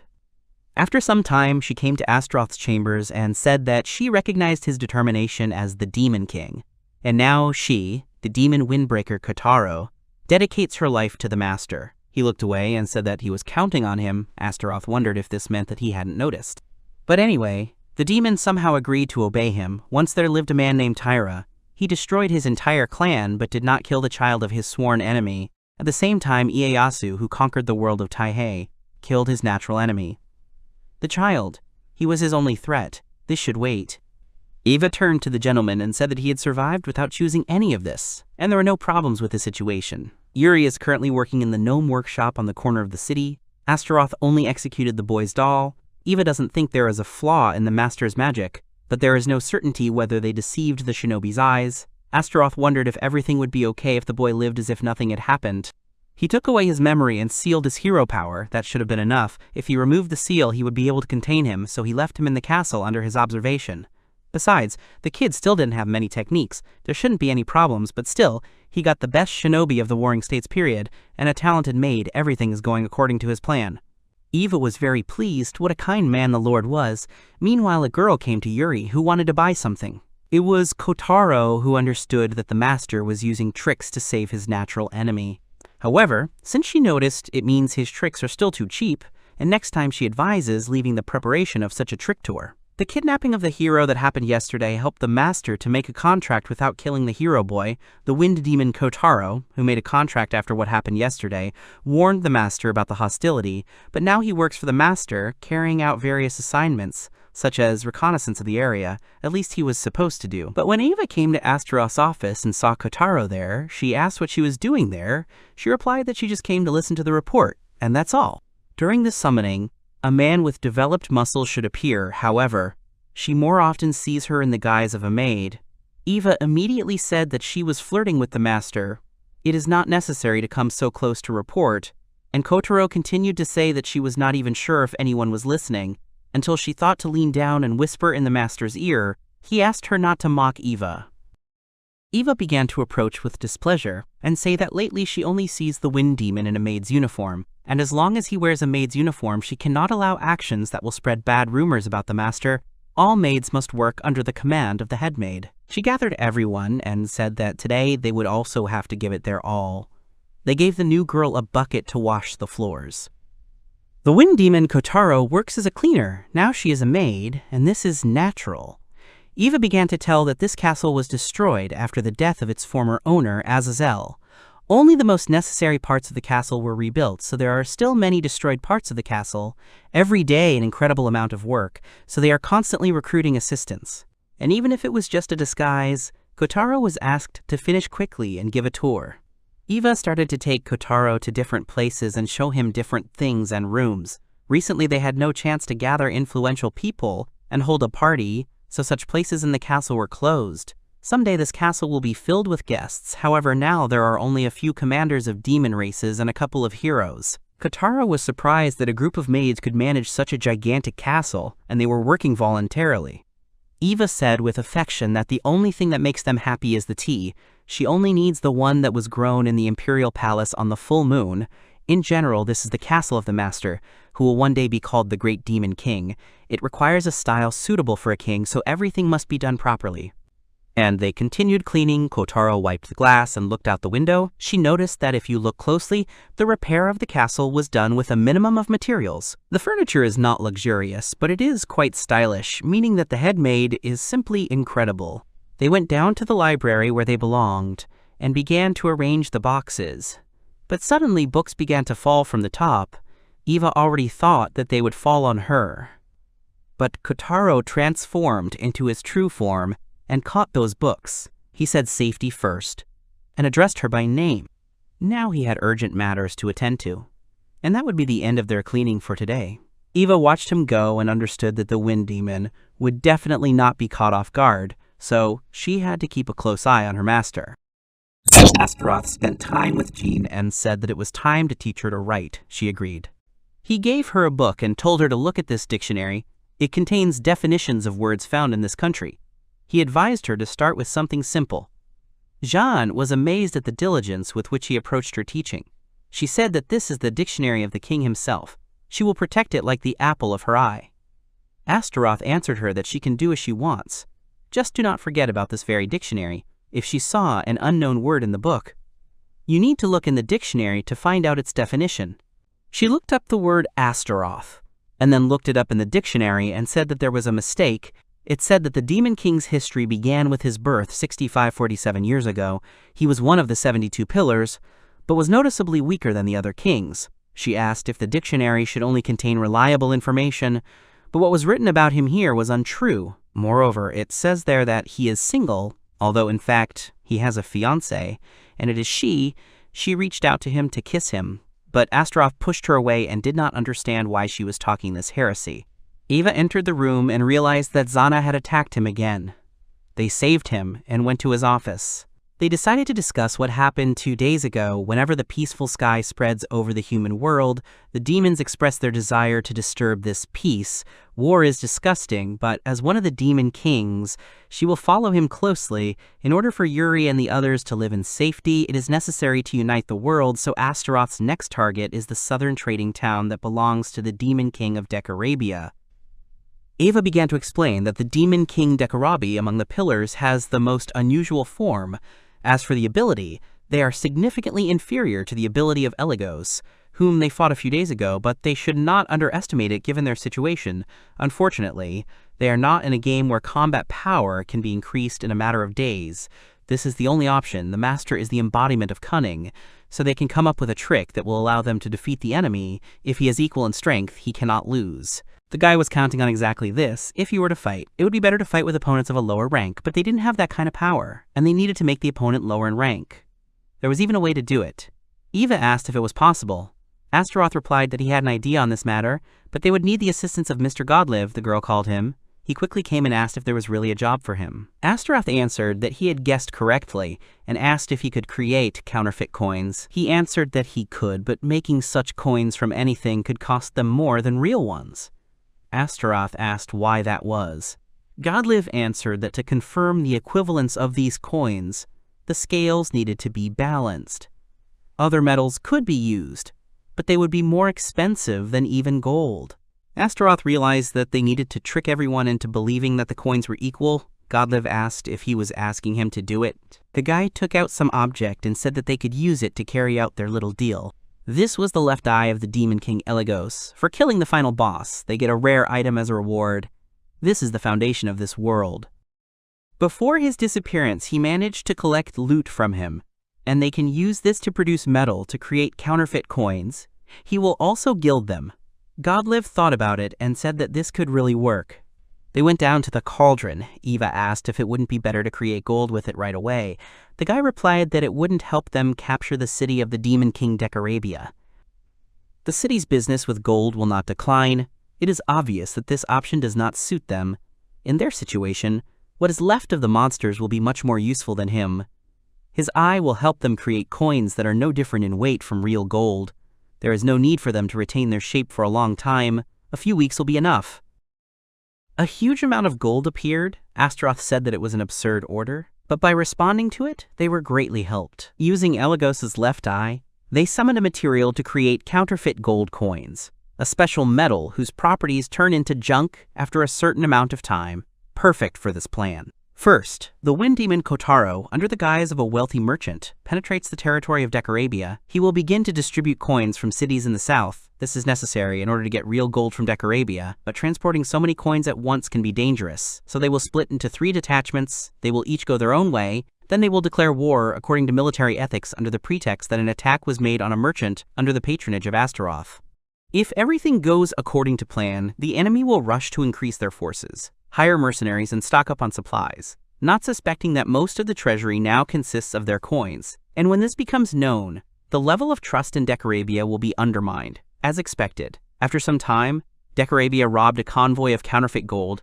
As Mr. Astaroth expected, he began to hire mercenaries, paying with these coins. Astaroth even wondered if he expected that he would declare war so soon, and in that case, they will have to hurry. With their departure, they will immediately need to send a messenger demanding compensation in the form of gold, because in a couple of weeks their coins will turn into trash, the mercenaries will start a riot, and the merchants will refuse to continue trading. Just look how the bizarre Demon King appears. Kotaro appeared. The Lord praised him for his good work. According to their plan, the caravan with counterfeit coins went on different roads. He left it to the thief, the beggar, and the merchant. No matter what they said, it would not arouse suspicion in Decarabia. This is the essence of information warfare. If they find out the number of moles or mistresses of an important person, anything will do. Unusually greedy people were chosen as informants. It costs nothing to trust such people. They are guided only by money, and Decarabia only cares about greed and keen hearing. Kotaro said that he is right here. Decarabia successfully attacked their caravan. Astaroth asked if the merchants were injured. Kotaro replied that they were not following the instructions. Upon seeing the Decarabia army, they ran away as fast as they could. The Lord was glad that no one would die if everything went according to plan. After 2 weeks, the results began to appear. The mercenaries realized that the coins they were paid were counterfeit. They organized a protest, which was also joined by the owners of brothels and taverns, where the mercenaries paid with this gold. The merchants who provided weapons also joined. Gradually, the circle of protesters began to increase. Rumors began to spread throughout the area that the Decarabi were swindlers. Upon learning of this, the demon became furious, not only at Astaroth, but also at those who insulted him. They must have assumed there was no monetary reward for following orders. A completely ordinary type of Demon King. People rebelled. People understood that at this rate they would definitely be counterattacked, and if they were caught, they would definitely be executed. One of the passers-by told the people that Decarabia would definitely kill them. Given his cruelty, however, the Demon King Astaroth, who attacked the city, is different. Let him be painted as incredibly cruel and insidious, two-faced. In appearance he seems sincere, so you can trust him. They heard something about him. They say he is very smart and cunning, and also that a month was enough for him to defeat the Demon King Salanak. To achieve the goal, he does not disdain all means. They even heard that he killed a young hero, and let it be so, but he would not have ordered the execution of a person who did not follow the order. It seems that the fortress city of Astaroth has made great strides recently. They have abolished slavery, and are doing everything for the existence of different races. If they don't like it, he won't insist, but he will cooperate with them, even if alone. A guy ran to the square and said that a messenger from Astaroth had arrived. He would guarantee them safety and gold. Kotaro left while no one was looking. The citizens, who have no other choice, can decide for themselves from Astaroth's letter what to do. for example, destroy the gates of the outpost, and while the demon of Decorabia could not do anything, Astaroth's army entered the castle. Battles have already taken place there. Astaroth, Toshizo, and Jana reached the core, where, surprisingly, there was no one. The castle had a very strange shape. Astaroth was very surprised that there was no one near the core. The owner was also nowhere to be seen, so he thought that it would probably be some kind of trap. The enemy could be hiding somewhere, so it was necessary to keep an eye out. Suddenly the star began to move, and Astaroth noticed it. He put a shield in front of himself to avoid being hit by the beam that was attacking him. Astaroth couldn't believe that the core was actually Decorabia himself. Among all the demon kings, Decorabia has the most special form. It is a starfish. Astaroth became very curious if she can even communicate. The demon king asked if it is not terrible to treat the demon king like a starfish, and in fact he can talk. His form is not typical, however, his wisdom has no wound. Despite this, they just fell into his trap. He was blinded by the gold, and their counterfeit was too good. Astaroth said that the best craftsmen worked on it, using demonic raw materials. Decorabia admitted that he could not even imagine that counterfeit coins could be used to undermine the economy. He admitted that Astaroth was an incredibly cunning king. Astaroth told him that he had two options now. The first, to die fighting with him, and the second, to become a subordinate vassal. He can choose whichever he likes best. Decorabia replied that neither of them was to his taste. Then the guys decided to use the third option. Support troops arrived to the monster, but Toshizo and Jana said that Astaroth could rely on them, and the Lord himself and Kotaro began to attack Decorabia. He was very surprised and did not understand when they managed to get behind him. Kotaro threw a kunai at him, but they didn't help, because the demon used a protective sphere. Astaroth at this time thought that all the demon kings he had to fight were warriors, so their actions were easy to calculate. But Decorabia is the first demon king. A magician he meets, it is difficult to read both his facial expression and his next move, but still, he has a strange feeling. Decorabia began to shoot a beam at the ceiling. He asked Astaroth if he really had no more ideas, and this was his limit. Kotaro agreed with the demon that it was indeed stupid, the so-called body substitution technique. But now, it was his turn to attack. He was able to hurt the star. Astaroth was watching at this moment and thinking if physical attacks would be effective if the demon's defense disappeared. It seemed like he had good control over himself, even when he was weakened and trapped. And then everything had to be brought down on him at once. Kotaro attacked from one side, and Astaroth attacked from behind. The demon fell to the ground, saying that he was dying. Astaroth said that it was time for the leading third-year fighters to arrive. They should also finish here, but unexpectedly for everyone, Decorabia began to shine and shout that he could not die in such a place. Astaroth understood that the demon was in despair. He began to destroy everything, so he shouted at everyone to leave. But a piece of the ceiling fell on Eve. The guy couldn't leave it like that and protected her. Decorabia said that it was definitely because of Astaroth's conspiracy that the castle was taken away from him. However, this is not the only castle under his control. As long as he has this body and fighting spirit, their duel will not be over and will fly away. Kotaro told Astaroth that there were more enemies who were targeting his life. Astaroth walked forward and said that being the Demon King was exactly that. He didn't even care if his sworn enemies increased. He asked Kotaro to find the core in this castle. Or others. Astaroth noticed that Eva was sad. She apologized, because if she could have delayed Decorabia even one step, he would not have escaped. Astaroth told her that it was not her fault. If something happened to her, his army would have much more problems. Eva continued to say that if Decorabia had planned to escape from the beginning, even if they knew that the Demon King was planning to escape, they still would not have been able to do anything. Astaroth said that even if he escaped from here, he would not have a chance if they destroyed his core. Eva asked that if the core is not in this castle, what should they do then? The guy replied that this cannot be. Now Kotaro is getting the information he needs, but there probably isn't a core in this castle. To put it simply, it's not Decorabia's castle, or to be precise, the core that was here is gone. During the battle, he felt a strange atmosphere from Decorabia. Toshizo asked if it was because he himself was strange. The guy replied that it was not because of his magical abilities. He felt something unusual from him. Inside his body, he felt incredible power. The core is inside his body. The Demon King whose body and core are one. That's what Decorabia really is. The Demon Kings are suspicious of everything and are always afraid of rebellion. Under such circumstances, they must be having trouble with what to do with their core, which is their weak point. What Decarabia did may not be the full answer, but it is one of the answers. At least he doesn't have to worry about the enemy destroying his core while he's sleeping, and now he's abandoned everything and fled. He doesn't take care of his people properly, so it's easy to get them to rebel. They took the city away from him, but at the same time, they let Decarabia roam free. This result may be good as a rumor, but not as a tactic. The castle, without its owner, became Astaroth's domain, and all of Decarabia's subordinates surrendered. Some of them managed to escape. However, it's unclear if they will switch to Decarabia's side. Again, Astaroth was currently talking about this in the office of the knee. Eva said that the previous demon set an entrance tax that had to be paid to enter the city, a construction tax that was based on the size of the building and the number of windows, and a tax on everyone's existence. He was truly a fool among fools. You can't just blindly impose taxes. If he imposes huge taxes, merchants will stay away, which will lead to a decrease in tax revenue. Astaroth said that during the Sengoku period, the Hojo clan that Kotaro served won the hearts of the people and led the people to prosperity by setting the tax rate at 40%. Astaroth wanted to lower the taxes and follow the example of the Huji clan, the supreme ruler of the Kanto region. For starters, he proposed to have the entry tax. He could abolish it altogether, but he needs the money from the taxes. He thinks it's a good idea. As for the building tax, he will abolish the rules for calculating it based on the number of windows. This would only lead to buildings with fewer windows. If the number of buildings with insufficient lighting increases, the incidence of accidents caused by candles will also increase. He also wants to change the poll tax. It's hard to calculate people's income, but it's not good to impose it, even on children. Without children, the population will decrease. He also suggested making it so that the tax would only be levied on adults.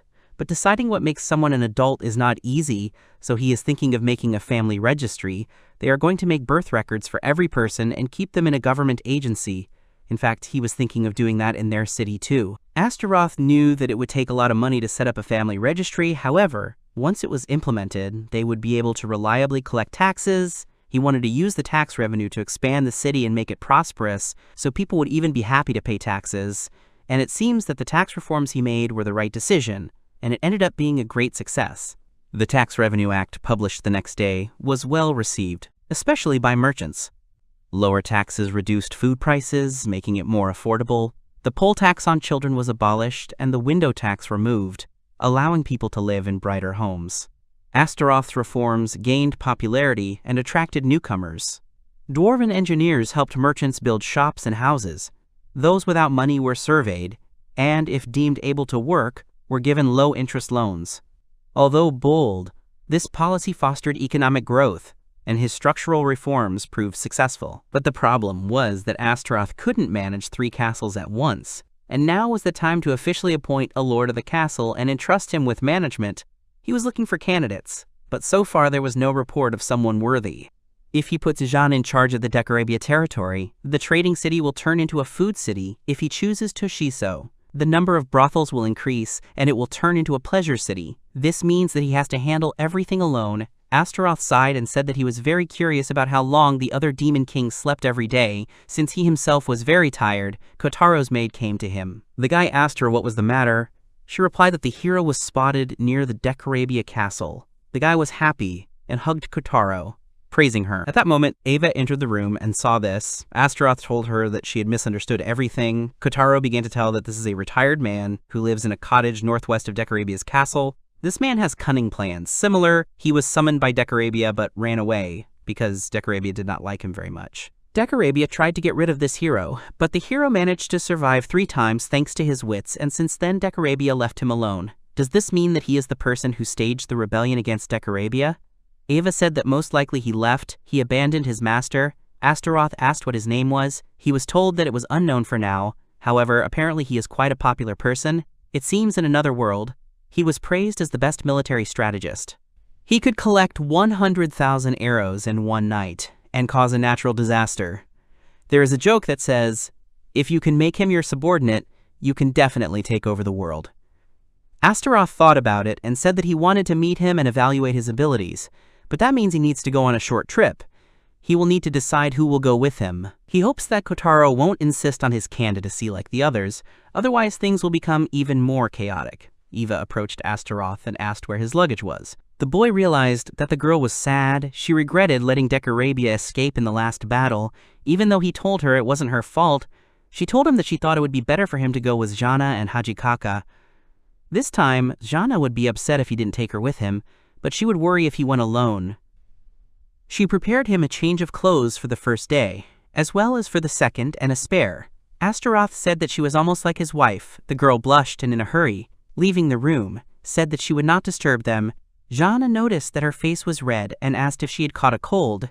The guy replied that this was just an indicator that Eva was also a girl. He also told her that he wanted her and Toshizo to accompany him on his next quest to find the hero. Jeanne asked if the maid wouldn't be going this time, meaning she would have to cook along the way. Astaroth replied that he didn't like the idea of her having to cook just because she was a girl, but Jeanne really liked the idea, since it was the norm in France to cook for her beloved husband.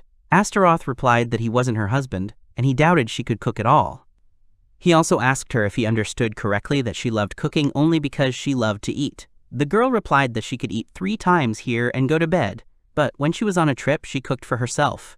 Astaroth heard about this for the first time and asked if she could cook him dinner then. The girl happily said that he could leave it to her, because as soon as he tasted her dish, he would stop perceiving her at the level of a maid. She dressed up as a cook and asked what he wanted to taste.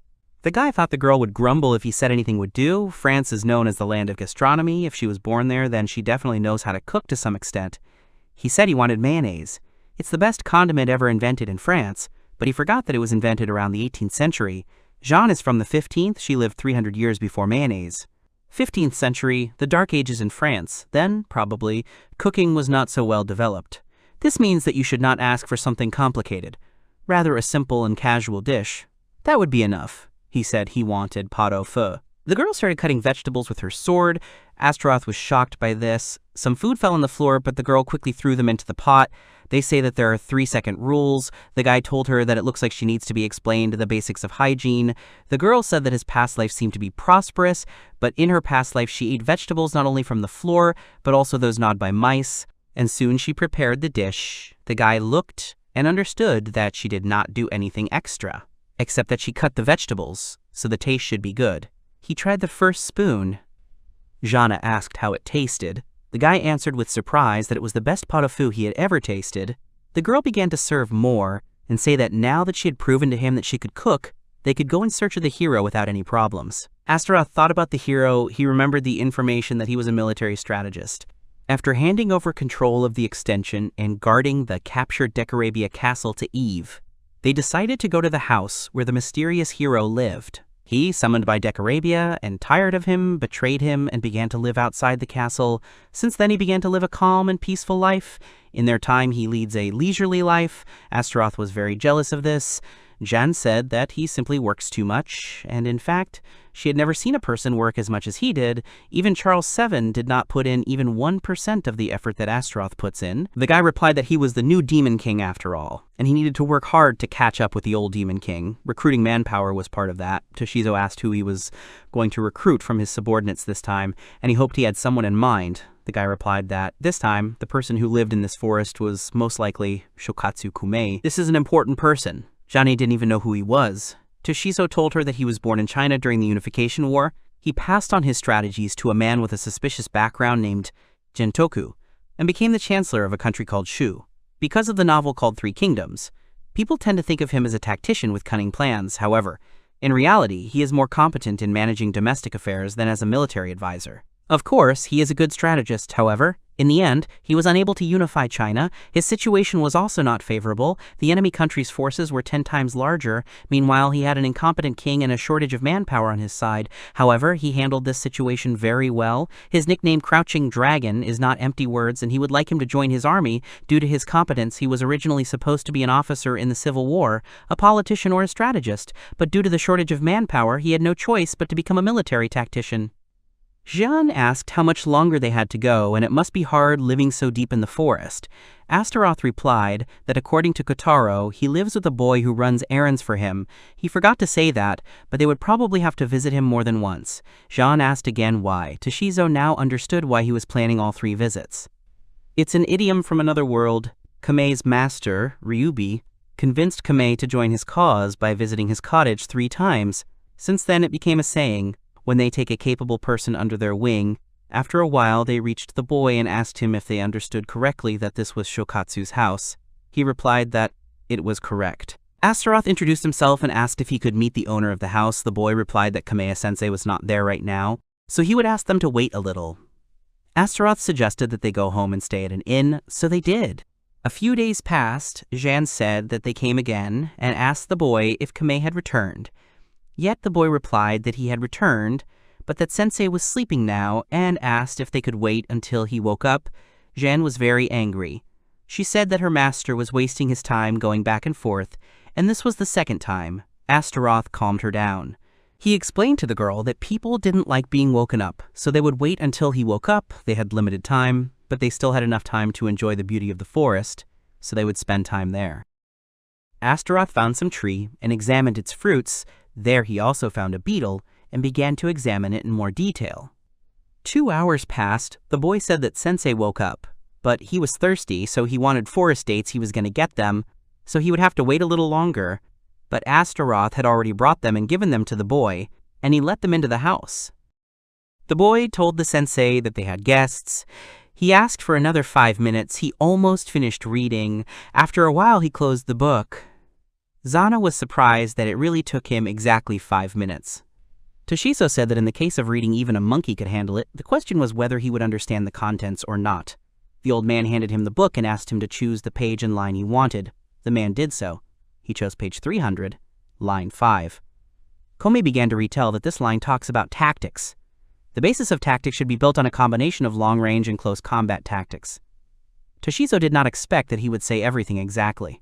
Komei said that he doesn't just read the book, he memorizes them, he stores the information from the book in his head, and reads it later. But then he immediately started laughing, and saying that he was just joking, because it was impossible to do something like that. Before giving him the book, he made a small fold, thereby prompting him to choose exactly the page that the man remembered. Astaroth smiled, and asked if he was the famous Shokatsu Komei. The man replied that he did not know whether he was famous or not, but his name was Shokatsu. His middle name was Kamei. Astaroth came closer and said that it was a great honor for him to meet such a brilliant military strategist. He was the Demon King, Astaroth. He came here to look for him to invite him to his army. Kamei in turn said that it was quite straightforward for Astaroth. Kamei lit a cigarette and said that he was quite handsome for a demon king, unlike Decorabia. Astaroth said that he heard that he had outsmarted Decorabia magnificently. However, he had used a few small tricks. Kamei said to this that small tricks were fine, better than a king without a backup plan. He is a wonderful demon king, but he wants a quiet and peaceful life in this hut, so he asked Astaroth to leave. Astaroth looked at the plant and said that it was almost in bloom, but when it bloomed, he would pass by again. Jeanne was dissatisfied. She didn't understand what this stone was thinking, even though they had come such a long way. Astaroth said that he was exactly the same as in history. He didn't seem to care about the outside world. Toshizo asked if he would really be of use to them. He was amazed by his cunning earlier, but anyone could do something like this. Astaroth was very surprised that Toshizo fell for the trick with the book. After all, there were no folds on that book. He really did memorize the entire book. In a short period of time, he has a perfect memory.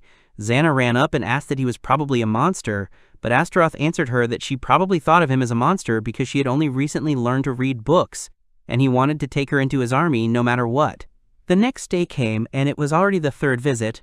Jeanne said that this time Kamei was obliged to join them, only if everything went as it should. The boy met them and said that Sensei was sick, so he asked them to leave. Jeanne was very unhappy. She shouted that last time he was healthy as an ox and now he was sick. She couldn't believe it.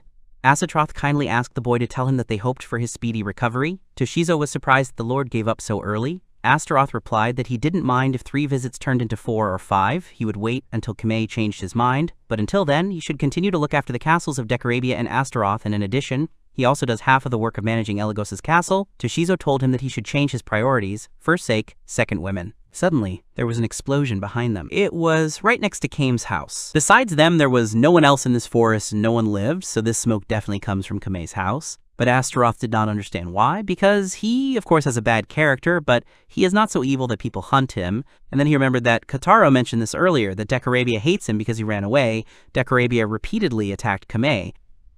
Jeanne asked if he really meant that Decorabia attacked him right now. The guy replied that most likely it was.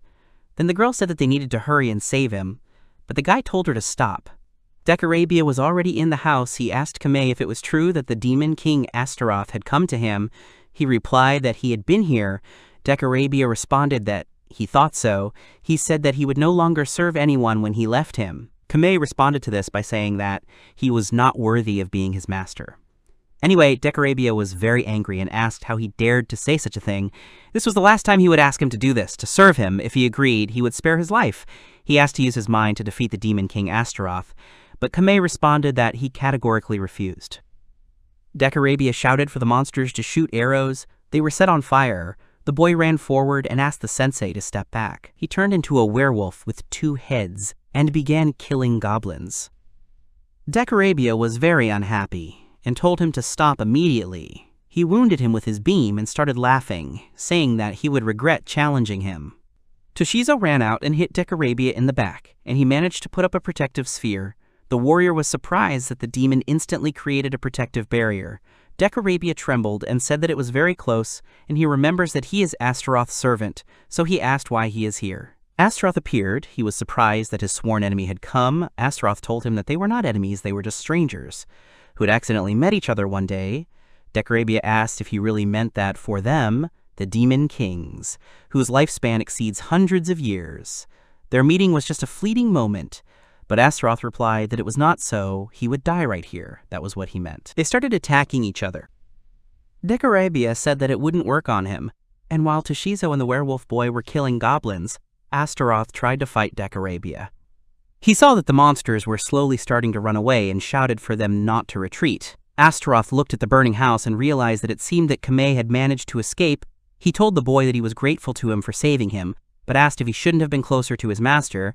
He replied that it wasn't necessary. His master was acting based on counting. It turned out that he hadn't run away at all. He began firing his crossbow at Decarabia's protective sphere, who shouted at him that a simple arrow would never penetrate his barrier, even if it came unexpectedly. But a second arrow flew out, which cracked, and then a fourth pierced Decarabia. The demon could not believe it. Kamei said that the arrowhead was made of a magical gemstone. He thinks the shield became weaker due to repeated precise attacks. Astaroth asked why he didn't run away. He replied that running away was far from the worst plan. It would be foolish for a military strategist to rule out such an option. He, Kamei, may have renounced the outside world, but he is still a man. He will not abandon those who came to save him. Astaroth asked if this meant that he was going to become his subordinate. He replied that apparently the phrase 3 visits appeared after his death. This time it became 3.5 visits. But nevertheless, it is still interesting. Decarabia was lying on the ground at this time and trying to get up. Kamei reloaded. Decarabia flew up and shouted for the old man to die. Astaroth realized that when the demon released a beam of light, he couldn't create a barrier by creating a large hole. He focused on Kamei, so this was his chance. Astaroth struck the demon in the back. He said that he would destroy his core and began to touch it. Decarabia felt it. And he started screaming that he wouldn't let him. He started letting off steam. It was magic. Toshizo said that he ran away again. He was persistent. So in the future, he would come back to fight them, but the Lord didn't want to let him escape. He was going to end this battle. He started thinking that Decarabia was heading towards Jean. He was in bad shape, so she should be able to cut him in two. The girl heard this in her mind and said that she would do it, but because of the fog, she couldn't see anything. Astaroth inserted a glowing insect into it, and it would start glowing if the girl came close to it. Xana said that it was very good. He was well prepared. She saw a glowing spot in the fog, and she pierced him with her sword. She said that she was the messenger of God, the Maid of Orleans, and today she would destroy the demon King Decarabia. Astaroth said that it was not bad at all. He felt better knowing that the starfish wouldn't bother them anymore. Kamei approached him and said that he didn't have the qualities of a king, but he had their persistence. Astaroth suggested going to Jean. He wanted to take Decarabia's corpse before it disappeared. Toshizo asked if he wanted to collect it, and if so, it was a starfish demon, so they had the options of drying it and eating it. They reached its corpse, or to be more precise, it was an ugly object that becomes a corpse. Jane asked if she should kill him since he was still alive. Astaroth replied that there was no need. He would die even if they left him like this. Decarabia said with his last breath that the Demon King Astaroth was not bad. He replied that he was also a steadfast Demon King. Decarabia said that his steadfastness did not end here. He would die here, but he had prepared a small gift for him. There was a Demon King not far from his territory. Named Zagam, he sent him a memory of himself.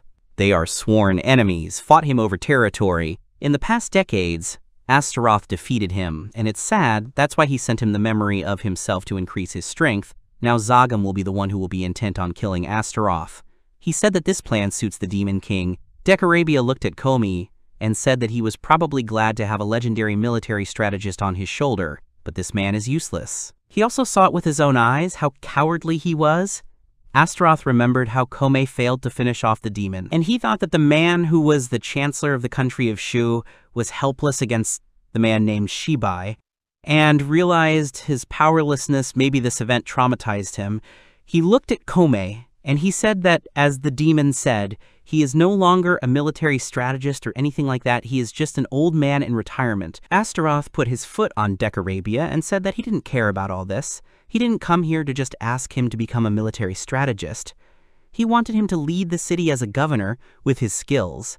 Kome asked if he really wanted to use him as an internal politician, and not as a brilliant military strategist. The boy replied that it was true. He counted on him as the world's leading domestic politician, and he certainly knew about Shu, a worthy servant of the Han dynasty. The man realized that he wanted him to become like him. When the emperor of the Han dynasty did not give the greatest credit to the unrivaled nationalist Kang Xin or the sage of plots Chu Rei, he gave it to Shu, a local statesman who constantly sent supplies from the rear to the front lines. Kome said that he was almost like the late emperor, and he was lucky that he could meet someone like the late emperor in this other world. Shokatsu Kome began to do his job, but a disgruntled resident came to Astaroth and said that he knew he was a hero who came from another world, but wasn't it too early to leave everything to him like that? Astaroth explained that in another world he was praised as the best military strategist, but he could also understand the feelings of its residents. Therefore, he offers such a deal. He will appoint Kame as the lord of the castle for 2 weeks, and during this time,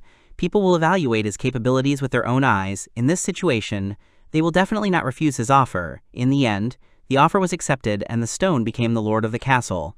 But he was always watched. After a while, the same dissatisfied resident ran to Astaroth again. He said that 10 days had passed and all Kame did was read books in the library. He was not suitable to become the lord of the castle. Astaroth replied that he had 4 more days. The dissatisfied man.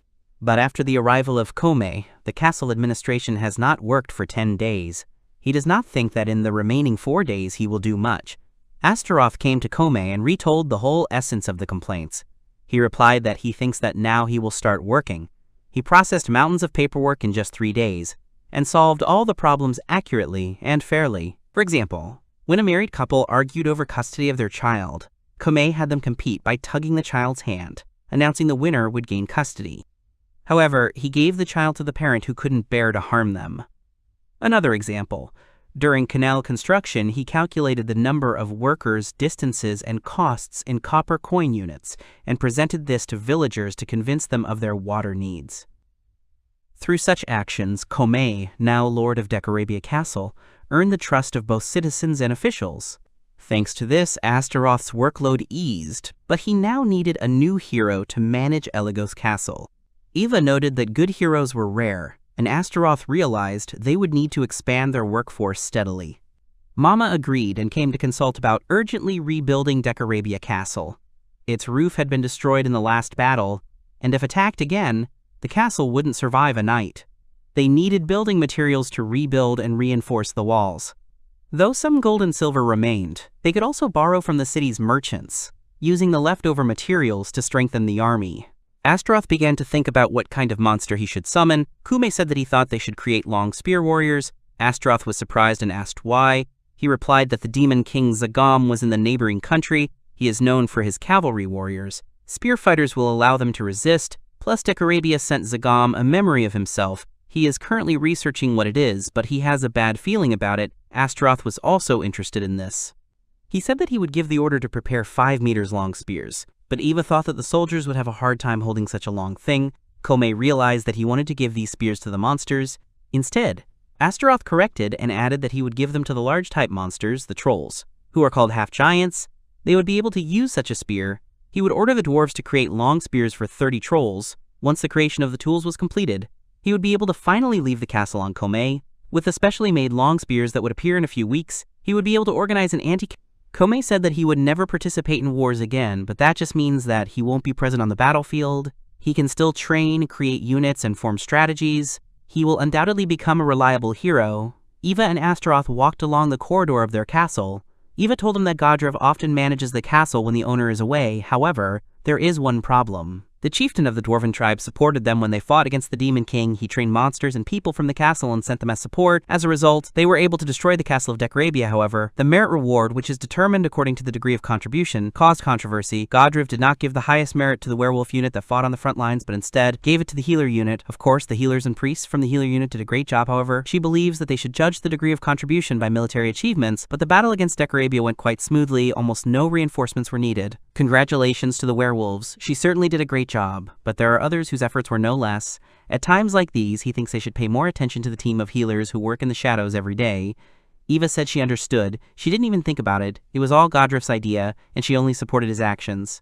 But because of this, the leader of the werewolf squad was unhappy. Astaroth thought they should treat the elderly with more care, although Godrif is a ghost, so he can't hit him, but he will think of an option so that both sides are satisfied. He told the werewolf that he heard that they were unhappy with their reward. He replied that everything was true. Their unit played the most important role in the war. They were happy that the medical unit received a large reward. Astaroth reminded that they treat them whenever they are wounded. He replied that they have the ability to regenerate. Small scars heal quickly. Besides, he never had serious injuries. Now Astaroth understood why they treat healers like that. Astaroth brought a treat, something like his daily gratitude and a replacement for the reward for his services. The werewolf said that he was grateful to him, but did that mean that he would not change his mind? The guy replied that he would find out the reason very soon. First, they needed to eat. That was his plan.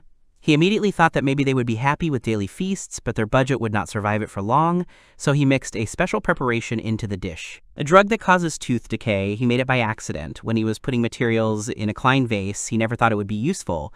3 days passed. The werewolf captain got a toothache. He went to see a medic. There they pulled out his teeth and told him he had caries. The medical unit is people who desperately save lives in dangerous places. That's what the Demon King was trying to tell the werewolf. The medic asked him to be careful with his teeth from now on. The Demon King's job is to see war, diplomacy, and internal affairs. Among the internal affairs, there are both simple workers, and those important for the development of the country. In a broad sense, the relationship between werewolves was also settled the other day. Providing comfortable conditions for everyone is also his job. Today, Astaroth was going to do the most common job among all the household chores, inspection. Eva said that she would go with them, gathering information by walking around the city. Of course, he usually leaves this to the intelligence unit. And Godrif also collects statistics, but there are things that cannot be seen in written reports. In order to gather this kind of information, he regularly visits the city. Astaroth noticed that the girl always wears a maid uniform. Eva replied that this outfit is her honor. She has 7 identical outfits and changes them every day. The guy agreed that it is very diligent, but this way of thinking is outdated. She was born a girl, and maybe she should try other outfits, so today they will visit a clothing store. Monitoring the development of the city and the lives of its residents is the responsibility of the ruler. The girl agreed, and along the way he told that news of the development of the castle city spreads throughout the surrounding area. Merchants come from all over the continent. Demons, humans, and demi-humans live together peacefully. In the clothing store, they found a stunning dress. Eva was ready to wear it at the party in the castle, but they do not hold such events in their castle, so they do not need it. They thought about that young man, the boy they met when they decided to subjugate King Sabnak, if they are not mistaken. He currently works in Godriv's workshop. They met. He thanked Eva for helping him find a job. He had wanted to thank her for a long time. The girl asked if he had anything to do today. The guy answered that he had received an extra salary from his boss, and he was here to buy clothes for his daughter. Eva thought that he cherished this girl as if she were his own sister. The boy went further. Eva asked Astaroth what was the matter. He replied that he came here to buy her an outfit. But seeing this boy, he changed his mind and asked if she could take him to a clothing store. The girl said happily that he was simply magnificent and was very happy to serve him. Meanwhile, in Zagam's castle, an assistant approached him and said that a messenger from Decorabia had asked to meet with him. Zagam was surprised by this request, and the assistant continued to say that this man was full of injuries, and instead of asking for help, he shouted that he first wanted to convey a message from his lord. Zagam agreed and asked to be let in. A wounded soldier entered his chambers. The demon immediately asked who killed Decorabia. The soldier replied that he was killed by the Demon King Astaroth. Originally from the north, Zagam had already heard about him, and the rumors, two-faced coward. The soldier said that there was no mistake in this nickname. The forces of Lord Decorabia and Astaroth were almost equal. Or rather, Decorabia's forces were stronger, however. Astaroth managed to suppress their forces in just 2 weeks. Zagam asked how he did it. The soldier replied that according to his nickname, he used conspiracies. Because of the fake gold, the lands fell into chaos. as a result of which the army disintegrated and the castle fell. That was not all. Komaya, a member of Decarabia's army, conspired with Astaroth to overthrow their lord by using fake gold to destroy the mercenaries and residents' trust, then invaded the castle. Though the terrifying Astaroth was called a conspirator demon king, he was not all-powerful. If Zagam acted now, he might still win. A soldier agreed, noting that Astaroth's military strength had not yet grown, and that Decarabia's former troops would side with Zagam, though they were hardly reliable after their shameful surrender. The soldier added that he had come seeking revenge for his fallen lord, and to deliver Decarabia's legacy by killing Astaroth. Astaroth was sitting in his office. Suddenly the door began to open. A girl came up to him and asked if he was that same Astaroth, and she was glad to see him. The guy asked what she came about. The girl came closer and said that she wouldn't know what to do if the person she was going to serve was a scary demon. Astaroth said that he was a demon. The girl was surprised because he looked like a human. The guy said that Toshizo often says this too. Now the girl admitted that in fact, she came here on Toshizo's orders, and she's here to help him get rid of all his frustrations. Astaroth didn't expect Toshizo to go so far, saying that women should entertain the Demon King. The girl sat on Astaroth. The guy thought that if he wasn't the king of conspiracies, he would have taken her to his bed and been beheaded, or, more likely, she would have probably put a knife to his neck. He stopped the girl from kissing him and called her Kotaro and said that it was good that she was testing him, but she could stop doing it by seduction. Eva and Jean could be spying on them. Kotaro smiled and said that she expected that from him. He saw through her. Astaroth explained that he had increased security. Only she could enter his room so easily. By process of elimination, it was definitely her. He threw her off himself. The girl said that it seemed like he valued her highly. The guy replied that it was true. She had more value than gold, weighing as much as herself. The girl said that he was just flattering her, and he always wondered why he kept girls away from him. Was he really satisfied with just even Jean? The guy replied that he didn't think that every king had a goal to create a harem. He heard that demon kings usually gather beautiful women around them to show off their power. If he had that much money, he would use it to expand his military potential. Kotaro said that in any case, she can disguise herself as any woman he wants. She also asked him not to hesitate to call her when he feels depressed. She knows that he likes to joke around, but she thinks he wouldn't do it if there was no point. The guy asked if she found something. The girl answered that everything is correct. She got detailed information about the Demon King Zagam. Zagama is one of the Demon Kings who resides in the southern region. His lands are close to the lands of Decarabia, whom they once defeated. His powers are on par with Decarabia. Astaroth asked if it meant that their power had grown when they took Decarabia's territory. The girl replied that it most likely did. However, Astaroth's army is new. They are still not experienced enough. The boy agreed with her. Pride is their step towards destruction, and then he asked if she found out that Decarabia sent Zagamu. Kotaro replied that this information is crucial. Kume believes that without it, the Demon King Astaroth will be finished. And so, he looked through the documents in the castle and looked for lost items. Astaroth thought that Zagam's power was not worth fearing. He wanted and had wisdom and valor. He would not overestimate him. He was worried about what Decarabia had done. His dying words, his stubbornness. A very unpleasant trait. The guy was very interested in what parting gift this demon left behind. A Decarabia soldier gave Zagam a bow. He asked what the broken bow was. The man replied that it was a fragment that his master was hiding. He is Decarabia's trump card. He was going to use it to defeat him. Decarabia never forgives those who harm him. He seeks revenge even after his death. Zagam asked if he really means to say that he should use this piece to crush his enemy, but the soldier fell unconscious. The demon realized that he only gave his last breath after fulfilling his role, so he asked to be buried with honor. And the Lord himself went to the summoning room and threw the onion into the vat. An unknown person appeared. Zagam said with a smile that he even became interested in what kind of hero would appear. The Lord didn't expect it to be some shorty. Maybe he should have sold the piece to find mercenaries. Instead, the hero said that of course he was a small soldier. However, he once ran through the fields with the greatest king in the world. He could kill hundreds of mercenaries with one hand. Zagam said that was quite a bold statement and asked what he was bragging about by calling him the greatest king. It was the Blue Wolf, Genghis Khan, his master and his father. Zagam had never heard of Genghis Khan before, and said that humans were inferior creatures. If his father wanted to be called the great king of the world, then let him defeat him first. He was 1,000 times stronger than his father. The blue wolf began to take out his dagger and cut off the demon's hand. He didn't expect this and lost his arm. The guy said that the Mongols honor their father and respect honor, and if he disrespected his father again, he would kill him, despite the fact that he was his lord, and demanded to be very careful in the future. The lord asked his name.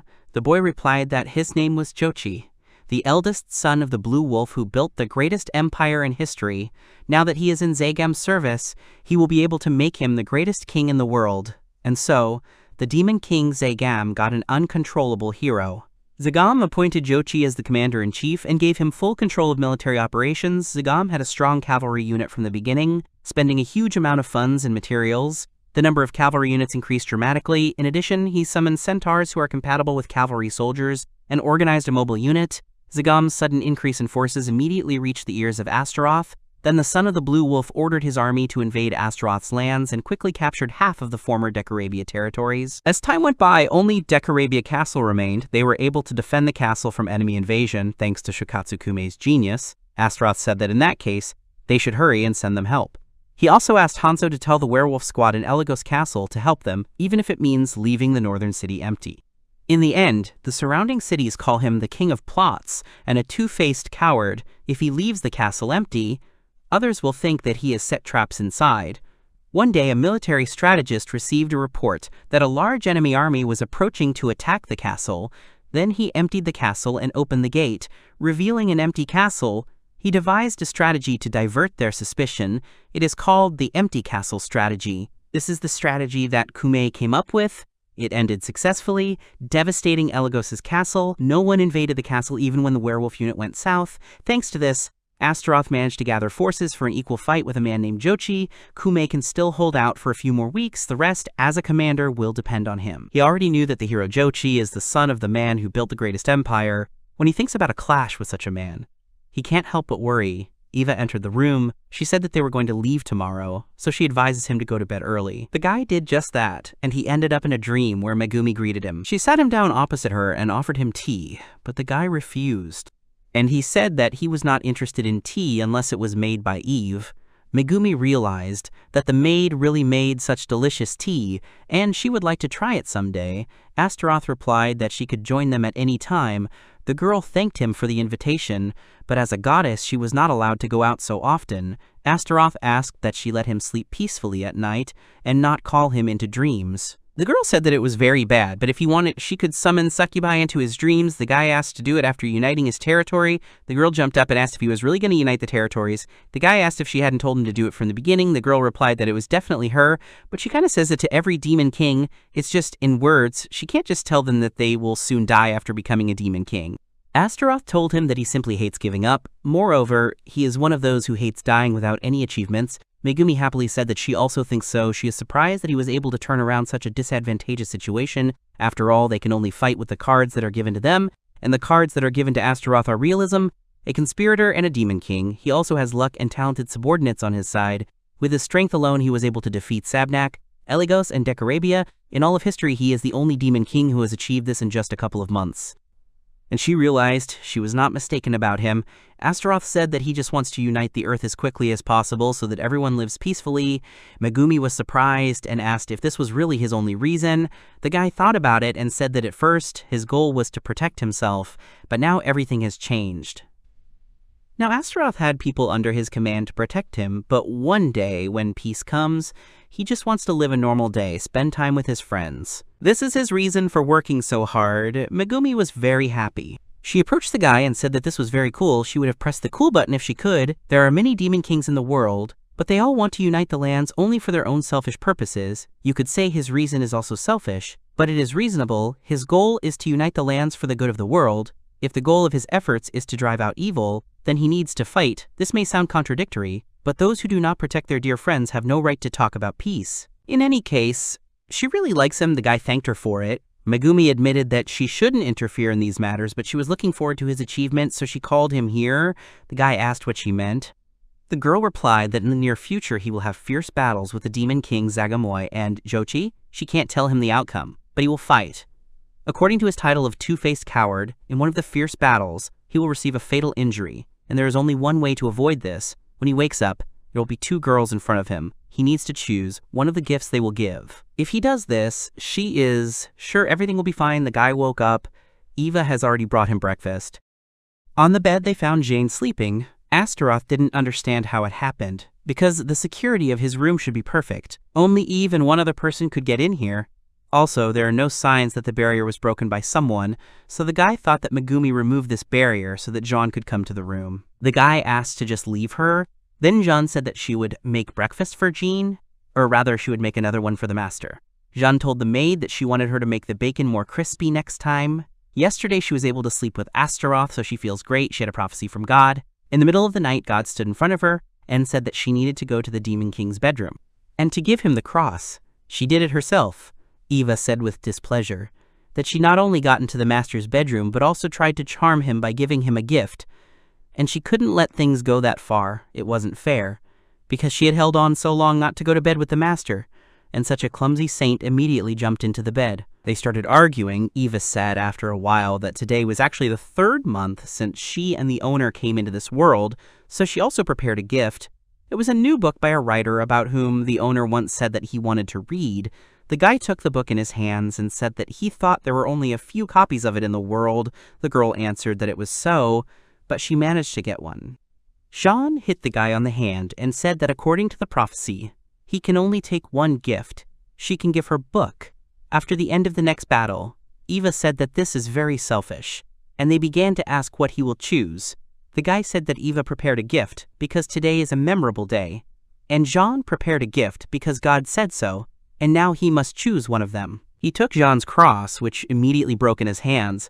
He said that he was the king of demons, so he could not carry sacred objects with him. However, this was not a problem if it was made of wood and filled with her feelings. He made dogs. And then he took the book from Eva and tore it into 2 parts. He said that they would soon go to war, so he would not have much time to read the book. He asked to give him the second part after the war ended.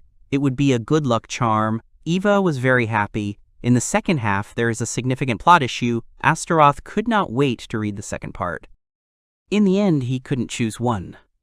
But in a sense, he still chose one, because he took half from each. He is not sure whether his decision will be successful or not, but he is sure that not everything will go as the goddess predicted. He will build his own destiny. Megumi called Jochi, who asked why. He was just a man with a blurry past who couldn't get his father to recognize him. Megumi said that he should achieve it. Then, in a world without his father, she was sure it was better than being here. The guy introduced himself as Jochi and said that he was the eldest son of the Blue Wolf who managed to build the greatest empire in the world. The boys gathered at the table in Astaroth's castle, and also the werewolf who was summoned from Elagos's castle. Eva said that she was sure everyone already knew about it. The demon king Zegam in the south summoned the hero. Zegam gave him full power, and his strength increased in the blink of an eye. Toshizo asked what the name of this hero was. Eva replied that his name was Jochi. He was a hero from a country called Mongolia, and the son of Genghis Khan, who had conquered the Eurasian continent and created the greatest empire in history. It could be said that the son of a great hero was now their greatest threat. Toshizo asked what about Zegam then? Astaroth admitted that he didn't want to say that, but he was only a third-rate demon king. There was no reason to fear him, but he also shouldn't be underestimated. This Jochi was indeed very dangerous. His past achievements weren't as great as his father's, but he didn't tarnish his reputation as a son. Jochi was the legitimate child of Genghis Khan and his first wife. He had brothers named Chagatai and Ogede, all of whom were highly respected as great generals, but even among them, Jochi's achievements stood out. He followed in his father's footsteps in his youth and contributed to the unification of the Mongol valleys. He was always on the front lines on the side of the Mongol army, demonstrating his valor. They are dealing with a hero with such achievements who has complete control over the enemy army. They need to be careful. In fact, Jochi captured their new territories as well immediately when he took command. Everything happened in an instant. Zagam initially had a strong cavalry unit, and Jochi made full use of it. Apparently, Zagam summoned a large number of horses and centaurs, which means they formed mobile units. Mongolia did not have a huge army. Their military power focused on high mobility. They were also excellent at one-sided attacks using a bow on horseback. They were a force that had a hard time on the flat terrain. In fact, Zagam's army captured all the villages and towns on the plains. The Mongolian army was not so good at siege attacks because they only used cavalry. At the moment, they managed to protect the Dekarabia castle from enemy capture. Astaroth would like to go help them right now, according to the report he received from Kotaro. Jochi only got injured in the battle on the field. It's a different story when it comes to defensive battles. Toshizo asked what the ninja is doing now. He doesn't see him among them. Astaroth replied that he's still working on gathering information. From what he said in the report, there are a couple of interesting details. When Jochi was summoned, he cut off Zagam's arms. Everyone who is called a hero eventually chooses their master, so Astaroth thinks they can use this information to their advantage. Toshizo said that this Jochi kid was very brave. He had never heard of anyone attacking the one who summoned him. The boys gathered an army and went on a campaign. The morale of Astaroth's army was high. They advanced on the Decorabia castle to drive away the Zagam army that surrounded the castle. The disciplined and trained army took only a few days to take control of the castle again. Right now, Zagam's main unit is surrounding Decorabia castle. It seems to be based on slow-moving monsters. And Jochi probably thought that it was only a matter of time before the castle fell. He continued to take over the territory in the south, and is currently advancing at a stunning speed, as expected of the hero of the plains. He is like a blazing flame, however. Zagam's main camp should have few people. Maybe they can defeat them one by one. Jochi probably has confidence that he can retreat even when Zagam is attacked. It's because of the walking army theory they discussed earlier. In this world, there are no animals more useful than horses. Horses are competent in all fields. The era where having horses was equal to the strength of one country lasted for a long time until cars became popular. All countries were afraid of cavalry. This time, that cavalry was threatening the country of Astaroth, and tomorrow they will arrive at Decorabi Castle and defeat Zagam, who is besieging it. He asked what is the estimated time of their reinforcements' arrival. Eva replied that they would need about 3 days. Before that, they must defeat Zagam. If they don't, Jochi's cavalry unit will pin them down and they will lose. Zagam's main force is strong, however they have 300 soldiers. While they have 500, they have the advantage in numbers, but if reinforcements arrive, Astaroth will be at a disadvantage. Toshizo said that at times like these, they just need to aim for the commander's head. If they kill their commander, the army will retreat. The Demon King himself will be fighting on the battlefield, so Astaroth couldn't distinguish himself. Kotaro appeared and told the king that he should rely on the assassins in such a matter. The guys were surprised and asked how long he had been here. He replied that ninja always appear when necessary. Astaroth said that he understood. He leaves this matter to him, by the way, the information that he asked him to find out. The girls asked what this information was. The guy replied that he wanted to know everything in great detail about what happened when Jochi cut off Zagam's arms. Kotaro said that, as he said, Jochi had a gentle nature. However, when his father was mocked, he suddenly changed completely. Astaroth thought so. The girls asked what it meant. The guy replied that it meant that he perceives his father as a special person, so he uses his feelings to his advantage. They prepared fortifications and trenches so that the cavalry could not break through. Moreover, they placed spearmen to strengthen their defense. A ninja squad led by Fu would aim for Zagamu's head. They entrusted Toshizu with 300 soldiers to teach chaos. The rest would be led by Astaroth to create a defensive line. On the second day after the war began, its tide began to change. The balance of power developed when his troops killed the lieutenant of the Demon King Zagam and the commander of the Gargoyle Squad. Astaroth took advantage of this opportunity and sent Jean to the battlefield. The situation of the war changed and Zagam's army began to retreat. He was unhappy and shouted that if they held out for a while longer, Jochi would come as reinforcements. They could outflank the enemy army. Another day was needed for this, but he did not understand why the warriors could not hold out for this moment. A man came to him and said he had 2 reports. Jochi's cavalry would arrive half a day earlier than expected. Zagam said that was good, but he did not yet know what the second count would be. The guy ran towards him to attack, which the demon did not expect. It was Kotaro. He said that he would die half a day earlier than expected. This was the second countdown. He would not be able to join Jochi. They destroyed the Demon King Zagam, but usually when an enemy commander dies, the army will disintegrate if it happens under normal conditions. It seems that the army no longer belongs to Zagam, because no one has disappeared. The new commander of his army is this man, Jochi. He came to the battlefield and told Astaroth that he had done well, killing their master, the Demon King Zagam, and he clarified whether he was the same Demon King Astaroth. He did this to say that he recognized him as a strong opponent and would finish him off using all his power.